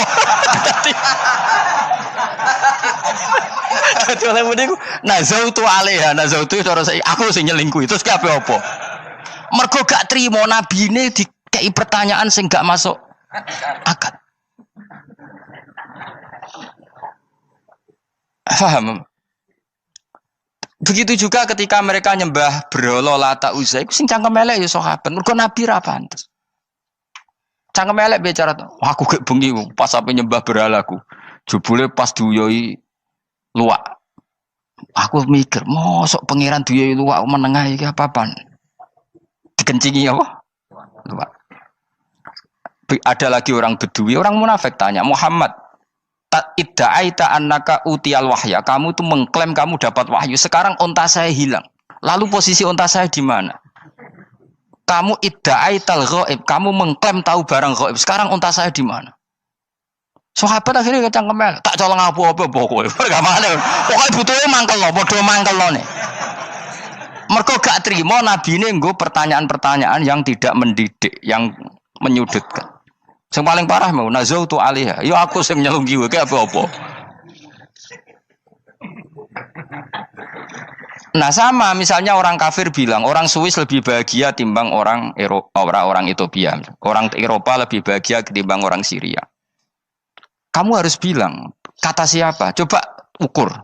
Kita yang miskin, kita yang tidak menteri, kita yang tidak siapa-siapa. Andai kan ditimang kebahagiaan kita dengan menteri tidak mesti kalah. Mereka juga punya atasan yang mengganggu kan. Kue jadi buruh majikan ya tersita oleh atasan. Menteri ya tersita oleh atasan. Kebebasannya ya ada yang tersita. Wayai kepengen turu harus ngantor. Wayai kepengen mangan harus rapat. Kamu ya tersita pe mangan rakelar. Ya sesuai tersitanya macam-macam kan. Semua itu kita sama kok. Ada yang sesuatu yang kita tidak gesam. Mereka juga sama ada sesuatu yang tidak. Ya. Sebenarnya pola hidup itu kan sama. Dan itu kadang-kadang yang jadi aman kadang-kadang mau cangkem elek sing iso jawab ya. Tapi saya ulang lagi itu enggak mungkin kamu nisbatkan kepada Rasulullah karena Rasulullah itu ahsanan nasi khalqum. Tapi ulama ben tetep ngene iki. Sing kaliber lho ya. Sing kira-kira cangkem elek tetep keramat kok kula lah minimal kok kula. Kula nu cangkem elek tetep keramat. Kowe sopan tetep keramat ora ono ilmune kok. Entekno sopan ora ono pengaruh ya. Entekno sopan tetep keramat aku, yakin keramat aku. Baik sopan lah ya. Ora ana ilmune apa-apa, sopan yo keliru, cangkem elek yo. Keliru, urip yo keliru, mati yo keliru, pokoke kadung keliru. Ana ulama diomongi, Pak Yai, kalau neraka itu, kalau setan dari api, kemudian setan disiksa api kan sejenis, susahnya apa? Kiai ini mangkel terus ngambil segenggam tanah disawur ora ini. Loro Yai, jare ke kok tanah, kena tanah kok loro. Enggak bisa seperti ini diberi penjelasan baik-baik kan. Setan itu kok geni Pak Yai, jare disiksa di neraka kan enggak apa-apa sama-sama api. Kiai ini ngambil tanah swawur ora ini. Bareng wong sakit Kiai, jare kok tanah kena tanah kok sakit. Hanya jangan katakan kalau setan dari api kena api ndak sakit. Coba kamu kasih penjelasan baik-baik. Ngapunten nggih, umpami jenengan nggih, ngapunten lho niki. Ngapunten nggih, umpami jenengan nggih. Ngapunten lho. Kesuwen. Umpami jenengan kena tanah sepundi iki mboten napa-napa, kena tanah kula biasa ya. Kan kesuwen. Dene mbok sawuri raine.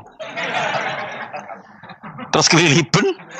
Padahal materi manusia dari tanah, ternyata kena tanah sakit.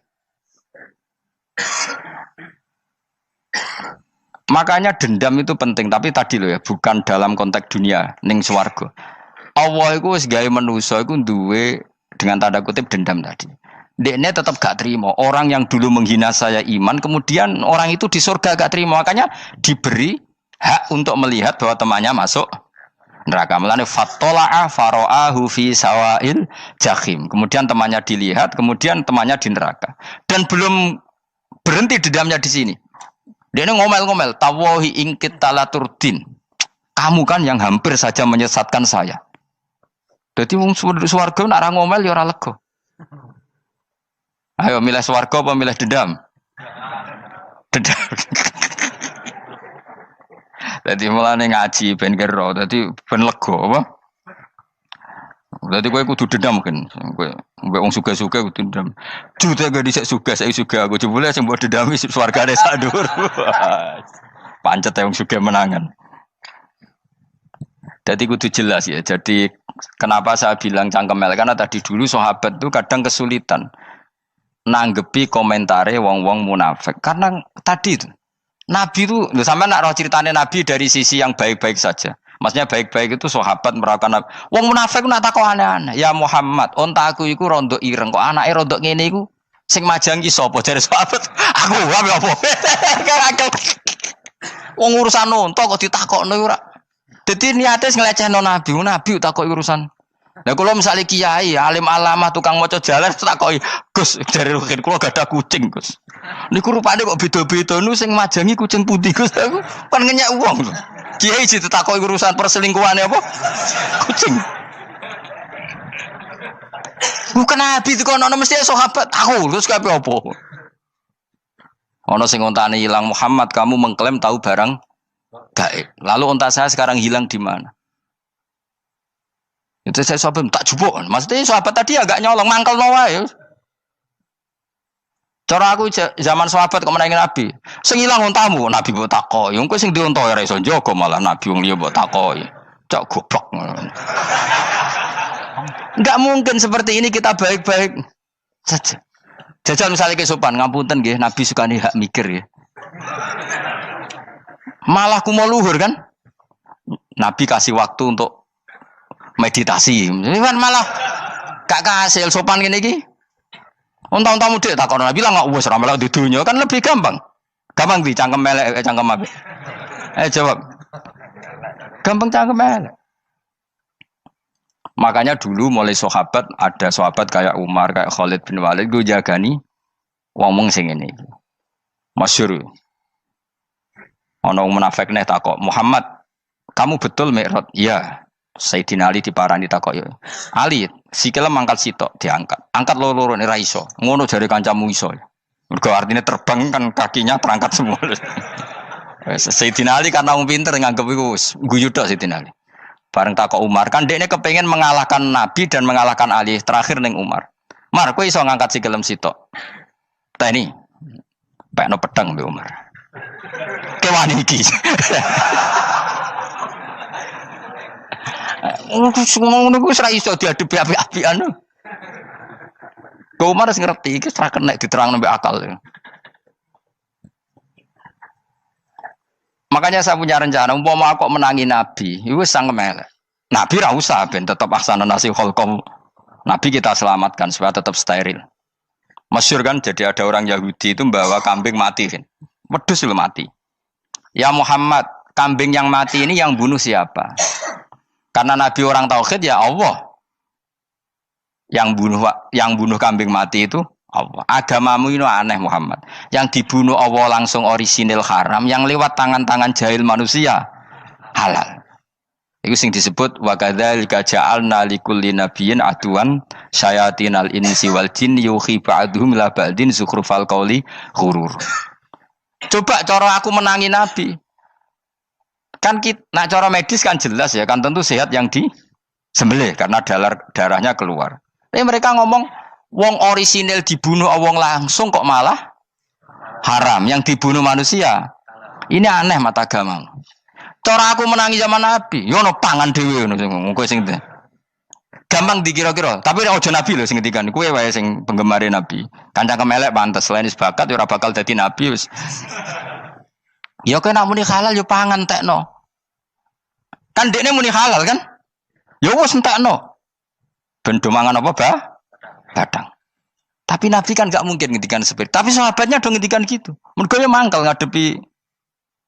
Jadi kadang-kadang orang itu gak bisa dikasih penjelasan secara apa? Baik-baik. Ya tapi tadi saya ulang lagi, kita kudu tetap nyelametno Kanjeng Nabi. Yes, mulane ulama itu do keras masalah bab ngadepi wong fasik ku keras. Masyhur Sidina Ali nanti debat be orang ateis. "Ali, kowe sare terkenal sahabatnya Nabi paling cerdas. Umpama kowe wis mbok rewangi salat, mbok rewangi poso, kemudian sok ben mati ra ono apa-apa. Terus kowe rugi, mbok rewangi salat, mbok rewangi poso, mbok rewangi takwa, ternyata nanti di akhirat ndak ada apa-apa. Dan aku kan enak ning dunya, gak tahu salat, gak tahu poso, jadi nanti kalau gak ada apa-apa kan gak masalah. Aku di dunia gak pernah kebebanan aturan-aturan syariat. Masyhur dawuh Sayyidina Ali. Ingka nama taqulu sidqan atau haqqan takhallasta wa takhallasna. Wa ingka nama aqulu haqqan takhallasna wa ahlakta. Siapa lo dhewe? Jika yang kamu katakan benar, yang lolos tidak hanya kamu, saya pun lolos. Jika nanti di akhirat gak ada hisab, memang yang selamat kowe tok, aku lah yo. Selamat dong bodoh-bodoh ra ono hisab. Ingka nama taqulu haqqan faqad takhallasta wa takhallasna. Jika yang kamu katakan benar, enggak ada hisab, maka kamu selamat, saya pun selamat rumangsamu. Tapi jika yang saya katakan benar, takhallasna wa ahlakta, saya selamat kowe rusak. Niku muga ora Sidina Ali cangkem elek tapi, muga ora Sidina Ali. Muga sing ngomong Ruhin misal. Kan cangkem elek. Karena orang seperti itu ora iso mbok terangno api-apian. Di kampunten nggih mengke delok mengke. Lho delok mengke kesuwen li. Kowe nek mati wae SMS aku malah do ndindi ngomongnya. Maka jawab Sayyidina Ali, jika yang kamu katakan benar, yang selamat tidak hanya kamu, saya pun selamat karena tidak ada apa? Hisab.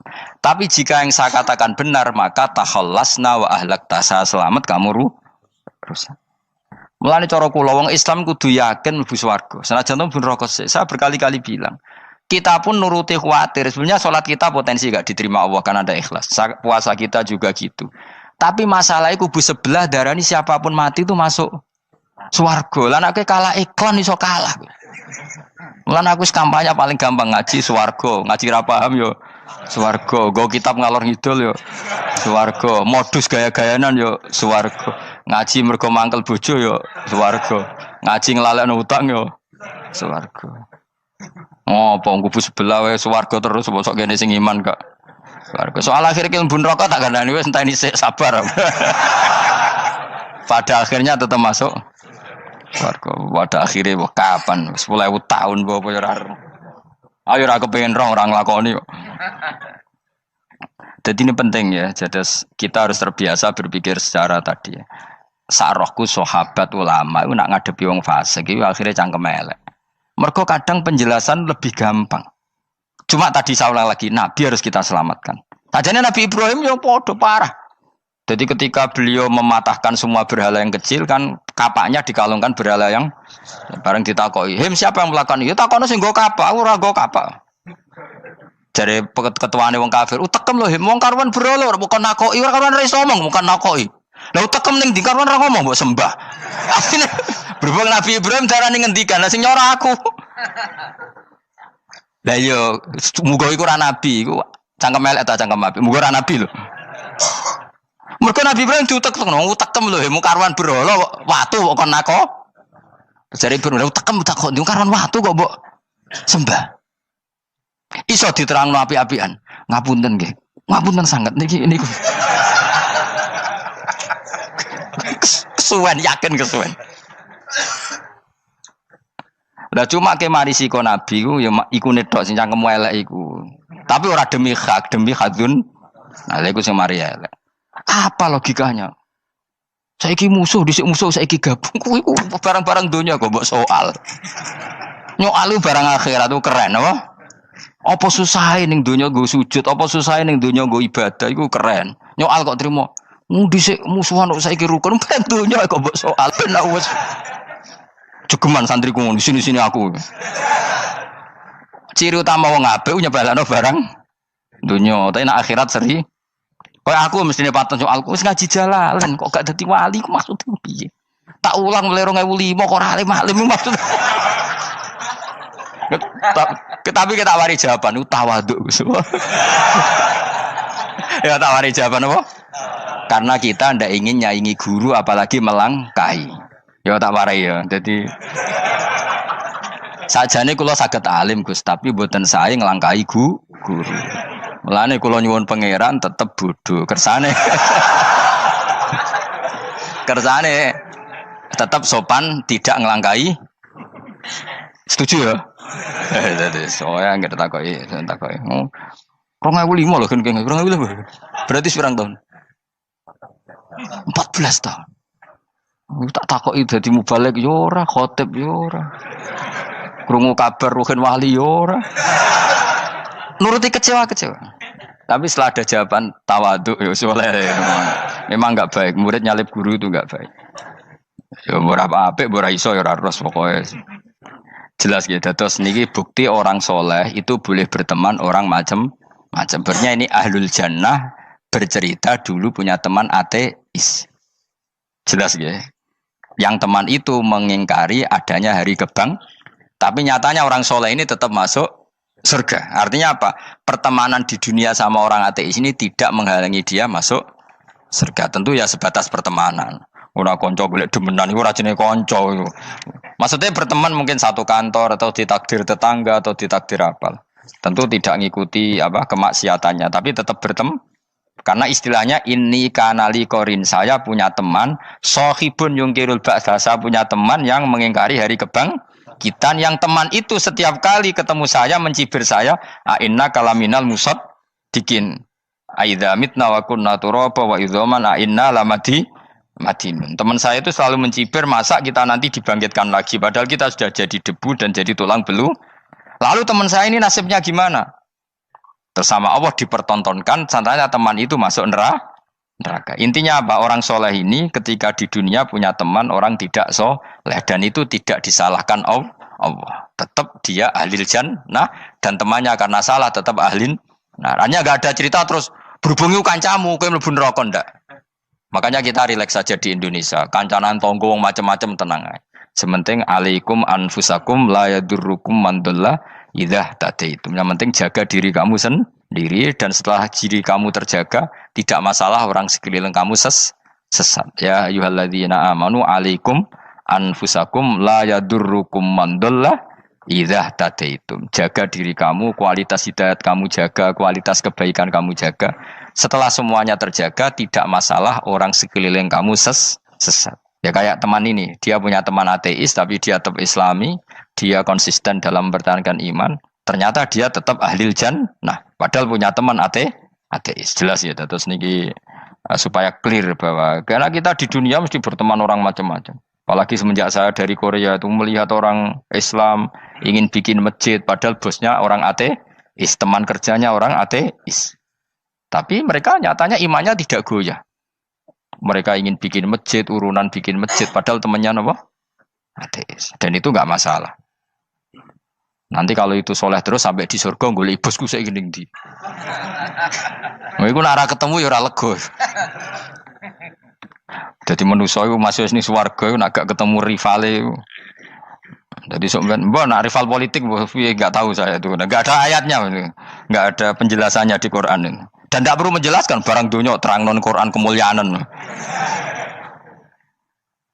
Buat gula terus nang sampai budi. Ka'annahu fa'amal terus budi. Innahum alfau aba'ahum dolin.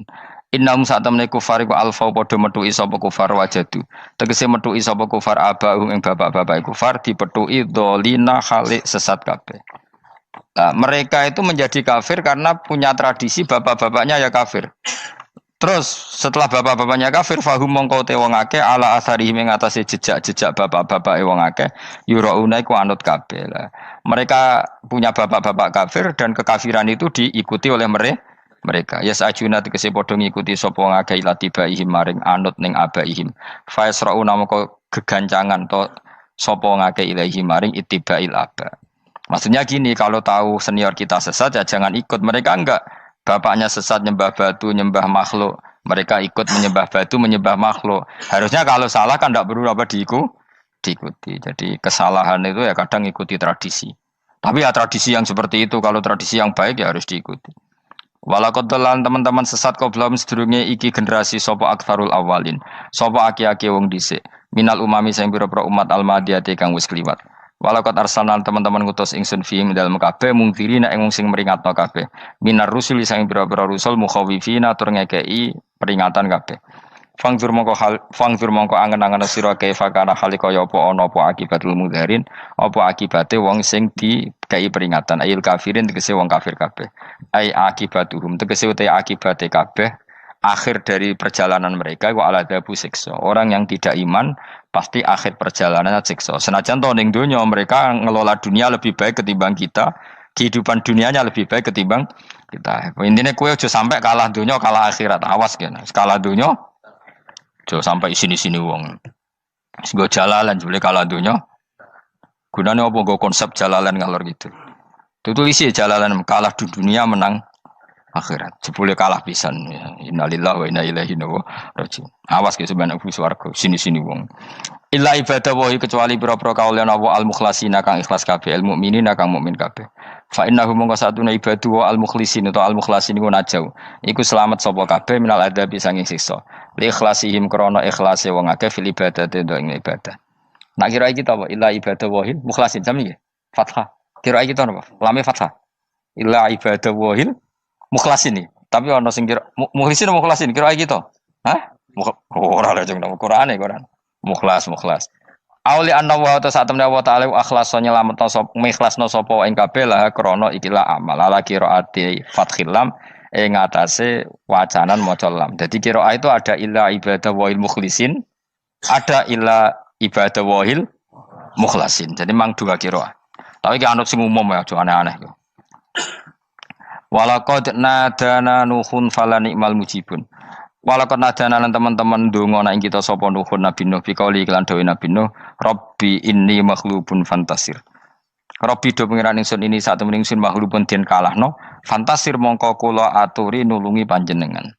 Fala ni'mal mujibun, mongko iku banget nikmate sapa al mujibun, sapa zat sing nyembadani lagu maring Nuh nahnu te kita. Aida'ana ala qaumi. Maksudnya Nabi Nuh ketika tertekan oleh kaumnya, kemudian Nabi Nuh berdoa kepada saya. Dan saya kata Allah fala ni'mal muji bundat terbaik yang memberi terkabulnya doa itu fala ni'mal mujibun. Ya Nuh berdoa kepada saya kata Allah dan saya kata Allah adalah zat terbaik yang bisa mengabulkan doa. Itu jenenge apa? Fala ni'mal mujibun. Eda ana tekse donga sapa Nuh nak ing kita ala qaumihi ing atase kaum Nabi Nuh fa ahlaknahum. Mongko ngrusak ingsun ing kaum Nabi Nuh bil ghoroqi kelawan tenggelam. Jadi kowe nak mangkel mbek wong-wong sing ora iman, iku pilihane iku kowe parek pangeran. Nak parek pangeran nak sing ora iman dikalahno pangeran. Kowe ora usah dadi ekstremis, malah ribet dhewe. Pasrahno napa pangeran. Lah nek ora wali ora mandi-mandi, ora mandi ya wis. Sementing kowe ning donya bernegara secara sehat, gak perlu dadi napa teroris, gak perlu dadi napa ekstremis. Karena Nabi Nuh ketika mangkel mbek kaume, Nabi Nuh ngebom mereka apa matur pangeran? Matur pangeran, kemudian pangeran sendiri yang ngambil napa tindakan. Kowe yo ngono mbek musuh-musuhmu sing hasud mbek kowe. Tapi ya mbah konang pangeran malah bela kono. Lah kadang musuhmu luwih bener timbang kono ya. Timbang kowe. Kono kerja keras sugih. Terus duweni kowe sekere turu. Terus mbok pasutno jebule pangeran bener. Kok kowe pemalas. Kono bekerja keras. Ya mbah nak ngono. Lan juga mati musuh wong saleh. Mergo nak maksudno malah balik ning kowe. Di musuh sing ra saleh dadi menang kowe. Nak padha ra saleh ya mbok ra jelas. Fa ahlaknahum mongko ngrusak ingsun hum ing kaum Nabi Nuh bil ghoroqi kelawan apa tenggel. Sing jelas nabi-nabi dulu nak kecewa mbek musuhe iku mature teng pangeran. Mboten kalau perang itu beda loh. Nabi kalau perang dia perang di arena perang di Badar di Uhud. Jadi janjian terus duel. Ora kok musuhe turu terus di sembelah mboten enten ngono. Ya kalau mau perang ya janjian, jadi fair. Mereka nantang Nabi, tentu kan tidak baik kalau kebenaran ditantang kebatilan tidak berat. Terus akhirnya ya duel nih wow. Tidak, yang jelas perang itu tidak sepihak. Makanya bahasa Arabnya takotul, saling perang. Jadi wazan kalau dalam nahwu itu dalam sorof itu qatala itu wazannya musyarakah. Musyarakah itu saling merang, saling nyerang. Jadi nggak boleh sepihak. Makanya janjian oke, mau iduna badrun. Kita perjanjian kita ketemu di apa? Badar terus ketemu. Ora kok limbe-limbenan itu mboten. Memang tarung. Jadi keren. Sing kalah ya keren, sing menang ya keren. Mergo corong Jawa wani adep. Mboten nyulik ini mboten. Sehingga disebut muqatalah atau napa kital. Masdarnya itu qatala yuqatilu muqatalatan. Malah latihan sorab lah jong. Karena syarat mufassir itu harus ahli nawa sorab. Wa najinahu lan nyelametno ingsun ing Nabi Nuh wa alahu lan keluargane Nabi menal karfil azim saking banjir sing gedhe. Ail gharqi tegese selamat sangka tenggelam. Wa ja'alna lan gawe ingsun zuriyata yang anak turun Nabi Nuh hum al-bakin. Fanasu mongko te manusa kuluhum sakabeh nasikum minasli sanging turun Nabi Nuh alaihis salam. Makanya jenengan yang syukur. Jadi turunan yang sekarang itu sudah steril. Saya ulang lagi. Kamu ini sudah turunan yang steril. Tidak ada bapak yang kafir. Yo kowe kabeh sing ngaji Jalalain. Kowe kabeh. Ini mbah-mbah kamu sudah apa? Steril. Karena manusia pertama Nabi Adam, terus Nabi Adam seterusnya itu masih ada yang kafir macam-macam. Era Nabi Nuh ini bapak kedua. Sing kafir tenggelam kabeh, terus ada orang 80 semuanya mukmin. Makanya kita-kita yang sekarang itu istilahnya Allah zurriyataman hamalna ma'nuh. Kita ini turunan orang yang diangkat di perahunya Nabi Nuh. Makanya manusia pertama dari Nabi Adam, terus itu masih macam-macam.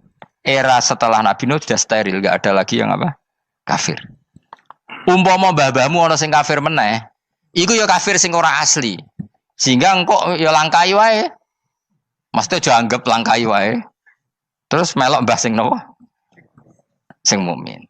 Ya jelas ya, fannasu kulluhum min naslihi alaihis salam. Jadi setelah periode banjir itu semua manusia itu sudah turunan Nabi Nuh dan pas itu sudah steril semuanya apa? Mukmin. Ya orang 80 semuanya orang apa? Nah, setelah itu ada lagi yang kafir. Lah aku ora roh iku sing dadi mbahmu ta ora roh. Ya ora perlu roh kowe. Mulane ora hafal nasab ku penting kanggo biasa ben ora roh. Tadi fanasu mongko te manusa kulo miskaben nas iku minaslihi saking turunan Nabi Nuh alaihissalam. Bakana lan ana iku lahu kedene sapa salah satu auladin sapa telu pira-pira anak Sam. Pertama Sam wa Abul Arab wa Faris wa Rum wa Ham wa Abu Sudan. Sing Ham Abu Sudan, bapake wong napa? Sudan. Wa Yafas, ana sing maca Yafis. Yafas Abu Turki, bapake wong pundi? Wal Khazar, wa Ya'jud wa Ma'jud wa Magunali. Mbah kowe minduane sing tira babamu sing. Abul Arab ira ngembek sek. Persi kita ya kurang ganteng. Rom kira ora wong Itali. Kowe turunan ndi? Ham iku paling Abu Sudan wong ireng-ireng. Paling iku. Wis ben ngono, ben wis. Wa tarakna alaihi fil akhirin. Wa tarakna lan nyisano ingsun apa koina tegese nyisano ingsun ali ngatasin no tak sisano sanaan khalid dadi pangaleman hasanan kang apik fil akhirin ing dalem periode-periode sing akhir. Minal anbiya sing pira-pira nabi wal umami lan pira-pira umat ila yaumil kiamat itu maka maring dina kiamat. Nuh jejak-jejak kebaikannya akan saya maklumatkan kebaikannya sampai ila yaumil kiamat. Mulane ra ono barokah kados ngaji, jenengan kudu syukur ngaji. Misalnya Nabi Nuh dititahno Allah akan dipuji ila yaumil kiamat. Yang muji siapa kalau enggak kita-kita ini? Barokahnya ngaji kita tahu kehebatan Nabi Nuh, kita tahu sejarahnya Nabi. Berarti yang muji Nabi Nuh siapa? Ya kita-kita ini yang ngaji. Andai kan enggak ada yang ngaji orang tahu enggak tentang Nuh? Enggak tahu kan? Makanya banyak wali yang enggak suka doa. Bukan karena anti doa enggak, katanya saya yang didoakan para yang sudah meninggal. Karena yang sudah meninggal itu sangat mencintai kita. Lan kula itu termasuk ulama sing jarang ndonga. Nggih ndonga tapi juarang banget. Ora koyo kowe men ndonga ora tau mandi. Kula nu jarang ndonga karena dawuh Kanjeng Nabi, siapapun yang menghidup-hidupkan sunahku otomatis layak mendapat doaku. Dawuh Nabi masyhur, ala khulafai rahmatullah. Siapapun yang mengganti saya berhak dapat rahmatnya Allah. Manhum ya Rasulullah. Siapa itu? Alladzina yuhyuna ma amatahun nas min sunnati. Orang yang menghidup-hidupkan sunnahku yang sudah mati. Coba Nabi Nuh sekarang dapat titah dipuji di dunia ila yaumil. Yang muji siapa coba? Kita-kita kan. Karena kita menerangkan sejarah Nabi Nuh bahwa beliau adai ila Allah, beliau konsisten berjuang ila tauhid. Coba kalau tidak ada orang ngaji. Siapa yang tahu Nabi Nuh? Man huwa, siapa dia? Kan tidak ada yang peduli. Itu kayak kasus Musaddiq dulu. Katanya Musaddiq kan punya pengaruh 40.000 orang yang ngakui Musaddiq itu Nabi. Ternyata itu keliru, itu hoax. Saya termasuk orang yang menanyai kenapa mereka menabikan Musaddiq. Tak tanya, kenapa kamu percaya Musaddiq Nabi? Memangnya kenapa kalau dia Nabi? Ya, kamu tahu Nabi apa? Nabi itu apa? Tidak tahu. Biar gitu sih. Makanya saya itu menyayangkan di berita. Sebenarnya yang mereka mengatakan Musaddiq Nabi itu tidak tahu Nabi apa itu tidak tahu. Cuma mereka percaya demokrasi. Kalau dia ngaku Nabi susahnya apa sih? Pikirannya itu. Susahnya apa kalau dia Nabi? Lah kamu tahu Nabi apa? Enggak tahu jadi. Repot kan? Itu kan seperti orang pakai nama Ghazali tapi enggak tahu sakralnya Imam Ghazali. Akhirnya ngefly. Jenenge Abdul Qadir Jilani beling ora karuan. Mergo ya ora roh. Ya kok jenenge Mustofa ini. Orang pilihan tapi ya kelakuane ngene iki ngono. Aduk Ruhin jus wong sing tukang istirahat. Dadi maknane Mas Ruhin wong sing seneng. Maknane turu. Jadi saroha maknane istirahat. Nganggo sintasin. Sinta itu tukang istirahat bener udah pemain iki. Ya ora apa-apa, donya sepele kan dia istirahat. Jadi makanya kan nggak ada ulama yang nggak dicintai para wali yang sudah meninggal karena tadi siapapun yang menghidupkan sunnahku setelah sunnah itu mati maka dapat doaku. Sehingga ulama ya doanya ya biasa aja, ndak usah berlebihan, ya sedungos. Karena kita yakin dongane Nabi luwih mandi timbang doa kita. Kalau kita menghidupkan sunnahnya Nabi, ngaji maksudnya. Cuma namun di sunnah Rasul gak tahu ngaji. Sunnah Rasul yo ngaji iku sing karuan. Wis jelas Nabi itu status pokoknya apa? Pengajar apa? Masyhur itu. Buistu mualliman. Sebagian riwayat pakai innama buistu muallim. Saya diutus hanya sebagai pengajar. Termasuk melakukan sesuatu yang tidak ideal itu Nabi lakukan demi status mengajar. Misalnya begini, sama tak bedai, kok tak latih pinter. Tawaf jalan kaki sama naik skuter atau naik kendaraan itu afdal mana? Enggak, jawab saja. Afdal jalan kaki. Tapi Nabi ketika tawaf itu naik unta. Naik apa? Sehingga ulama ijma tetap saja tawaf naik unta sama jalan kaki afdal jalan kaki. Padahal Nabi kalau tawaf itu karena Nabi naik unta itu statusnya adalah mengajar, menunjukkan kalau itu sah. Jadi nilainya bukan enak-enak naik unta tapi mensyariatkan kalau itu sah. Dong ya.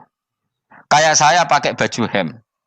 Dengan orang Arab pakai jubah. Mungkin cara Allah itu afdol saya. Saya orang Indonesia loh ya. Maksudnya saya ini orang Indonesia. Maksudnya saya orang Indonesia, saya orang lagi. Bukan dengan status Habib atau ulama atau orang Arab. Guling-gilingan bahwa saya mengesahkan baju hem untuk sholat. Makanya dulu pernah di salah satu komunitas tabiin, saya orang lagi tabiin. Itu semuanya pakai jubah, pakai serban. Jabir yang sahabatnya Nabi termasuk Abdullah bin Mas'ud, dia datang ke masjid, jubahnya itu dicopot, terus dia sholat tanpa pakai jubah. Sampai geger tabiin, ini gimana sahabatnya Nabi sholat kok pakai jubah, jubahnya dicoplok, dicendel loh. Terus dia sholat. Ketika sholat ditanya, ya sahibah Rasulullah, kok ini sahabatnya Nabi sholat pakai jubah kok malah dicopot.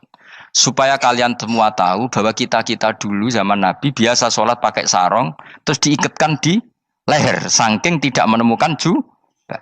Tapi itu menjadi penting supaya orang tahu bahwa syarat sahnya sholat tidak bergantung harus pakai jubah. Meskipun kita sepakat pakai jubah sunat, kita selalu sepakat pakai jubah sunat. Tapi harus ada yang enggak. Kalau semua kiai pakai jubah, nanti satpam harus pakai, supir harus pakai. Karena kalau mau sholat jadi bingung. Ini barokahnya Jabir, orang tahu ternyata sholat itu yang paling pokok adalah nutupi aurat. Sama Rasulullah itu kadang tidak melakukan ibadah kelas paling afdol. Kayak tadi beliau tawaf naik unta. Tapi itu menjadi afdol karena nilainya mengajarkan bahwa itu sah. Paham gitu? Terus beda. Perilaku sama pengajaran itu beda. Rasulullah itu gak mungkin sholat lupa. Tapi Nabi pernah lupa. Andai kan Nabi tidak pernah lupa, kita tidak tahu caranya kalau sholat masyhur itu. Nabi pernah sholat hanya 2 rakaat. Terus beliau akan pulang. Terus sahabat diam semua karena mereka punya adab. Terus ada orang yang agak bedui. Aku sirati sholatu amnasita ya Rasulullah. Ini sholat model qashar apa memang kau lupa? Karena sahabat mulai dulu sudah ngerti usul fikih. Kalau ini duhur 2 rakaat mulai besok berarti 2. Karena ngambil yang paling akhir. Zaman Nabi kan ada nasa mansuh. Kalau tak kemarin duhur 2, berarti duhur terkini 2. Terus Nabi balik lagi ke majelis, mengkonfirmasi ahakun maqala Dzulyaden, apa yang dikatakan Dzulyaden tadi benar. Iya ya Rasulullah, engkau tadi sholat hanya 2. Terus Nabi takbir menambahi 2 rakaat. Artinya apa? Kalau kamu lupa itu tidak harus mengulang dari awal, cukup bina meneruskan. Sehingga misalnya kita tawaf sudah 3 putaran, terus kita batal, ya kita wudu saja. Mulai awal apa teruskan terus keempat? Coba kalau Nabi gak pernah salah seperti itu, kita tidak tahu cara ngelola kesalahan. Ya misalnya kamu tawaf, terus batal. Kamu wudu, nambah keempat apa mulai dari awal? Nambah keempat. Karena setiap seperti itu, bana alama fa'ala harus meneruskan. Bukan andai kan Nabi tidak pernah melakukan itu, kita tidak tahu caranya. Ojo kok malah komentar, sholat nganti lali kowe eling opo wae, cangkemmu. Laline Nabi ora koyo lalimu. Mulane ana imam salat salah iku anggap ae niru Nabi. Cuma bedanya Nabi untuk ganjaran wong iku gak ngono, tapi tetep.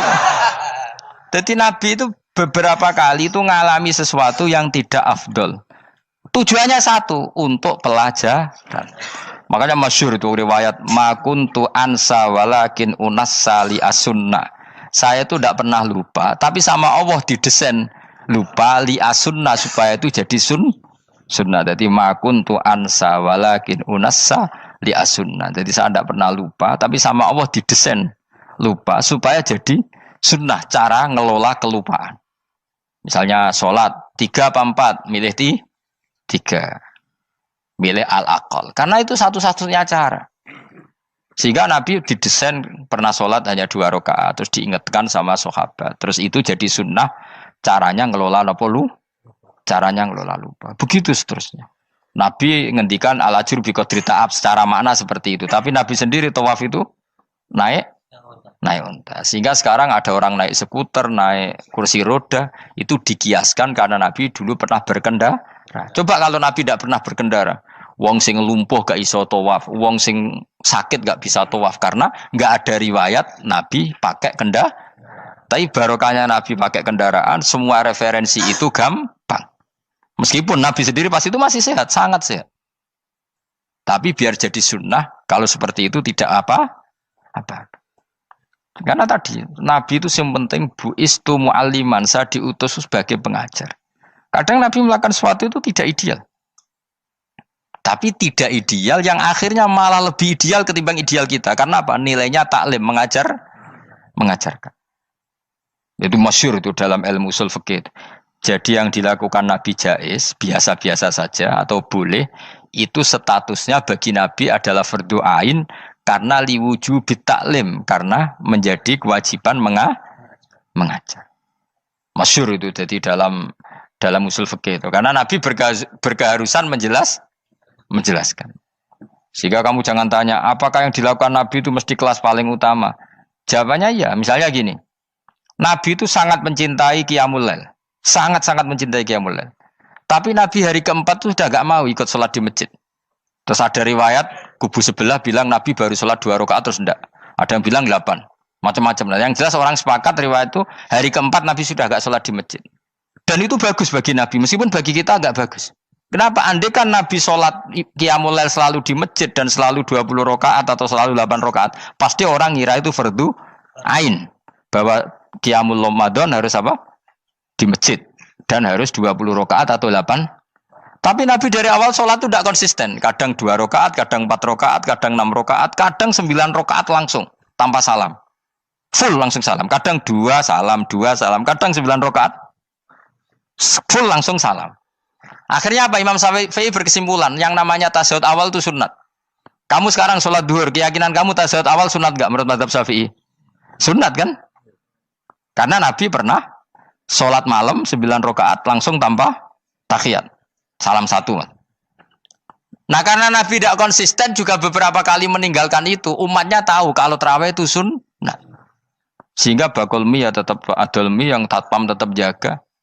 Dan orang tidak akan mencibir itu karena memang ada yang pulang tarawih, ada yang enggak, dan itu kebanyakan. Ya barokah Nabi tadi. Loh saya betul, saya itu tidak sombong. Saya itu punya pondok. Punya santri banyak. Sampai sekarang saya kadang ya tidak tarawih. Ya ora delik biasa. Supaya orang tahu kalau itu mah enggak wajib. Tapi berhubung saya wis nama wis kadung apik, ngono ku ya ora dadi jatuhku. Aman. Tapi sebenarnya hatiku yo nangis, kangen kula mbek pangeran. Lu Nabi sangat kangen mbek pangeran, tapi kalau melakukan ibadah secara terbuka semua pasti dikira itu wajib dan itu memberatkan umatnya. Nah, kowe ora usah ngono, kowe ora usah terus niru Nabi, kadang-kadang ra traweh niru Nabi. Kowe bolak-balik wong ora ngarah, anut kowe ora ngarah. Mulane traweh wae, nah kowe bareng traweh wae. Kok GR apa ono sing nyoroti perilakumu ora ngarah. Makanya kenangannya Sayyidah Aisyah itu, kenangannya beliau itu wa in, sama siapa teks hadisnya? Ini ada di Sahih Muslim, wa in kana Rasulullah la yadaul amal wa yuhibbuhu makhafata ayyufrada alaihim. Sungguh Rasulullah itu sangat mencintai amal tapi beliau terpaksa meninggal. Jadi Nabi itu sangat merindukan amal, tapi terpaksa beliau meninggalkannya, takut itu dianggap wajib. Misalnya Nabi siwakan. Kebayang nggak kalau kamu bangun tidur nemu bupati nggak kebayang, nemuin presiden apalagi nggak kebayang. Lalu kamu bangun tidur langsung sholat, wudhu terus sholat tanpa siwakan, kebayang nggak? Kan nggak kebayang. Jika kata Nabi, umpama saya itu tidak memikirkan umat saya, sikatan itu tak wajibkan setiap orang mau sholat. Wong kita mau ketemu presiden, menteri saja, bangun tidur mesti sikatan dulu baru ketemu. Masa ketemu Allah tidak sikatan? Artinya Nabi itu nggak kebayang, nggak pakai siwak itu nggak kebayang, karena mau sowan pangeran. Padahal lisannya Nabi sudah thayyib, sudah wangi. Tapi Nabi terpaksa kadang-kadang meninggalkan siwakan itu, karena takut nanti dikira wajib. Kayak apa Nabi? Artinya Nabi pas siwakan ya baik, karena menunjukkan itu sunnah. Pas tidak juga baik, karena ini menjadi pelajaran kalau itu tidak wajib. Lah nek kowe pas ra siwakan mergo dablek ngono lho. Mulane kowe ojo kan kayak jajal ya kangkang sing biasa rokokan, bariku ana komat langsung salat tas siwakan. Sing biasa ngaji sore lho ora usah contoh adu-adu. Gak kelakuanem lho. Iku perkara niru Nabi ta perkara rasa-rasane jawab. Jadi Nabi itu beda. Perilaku apa saja itu jadi teladan, akhirnya jadi referensi. Begitu juga Nabi yang mensunatkan sunat safar, sunat kudum. Tapi Nabi beberapa kali ada sholat. Ada sahabat yang selalu sholat safar. Kalau pergi sholat, kalau datang sholat. Sampai Nabi ya disalahno. Agama orang ngene iku, Cung. Ojo nemen-nemen. Wala yusyadza hadatina ahadun ila ghulabu. Sing tenanan nyekeli agama, iku kok mesti kalah. Nak kalah terus bosen. Utawa tukang nyalahno wong liya. Coba kamu kalau gak pernah tahajud, wong turu terus mbok arani Zaid turu, Ruhin turu. Jajal kita tahajud 2 minggu. Oh kebo itu ra turu. Lha tahajud 2 minggu ngebok-ngebokno wong ngono itu. Mulane salehmu bahaya. Mulane aku seneng saleh pas-pasan ini seneng. Sekali over sidik mesti cangkemmu elek. Aku sih yakin lho. Wis rai-rai ini ketara, aku sapal.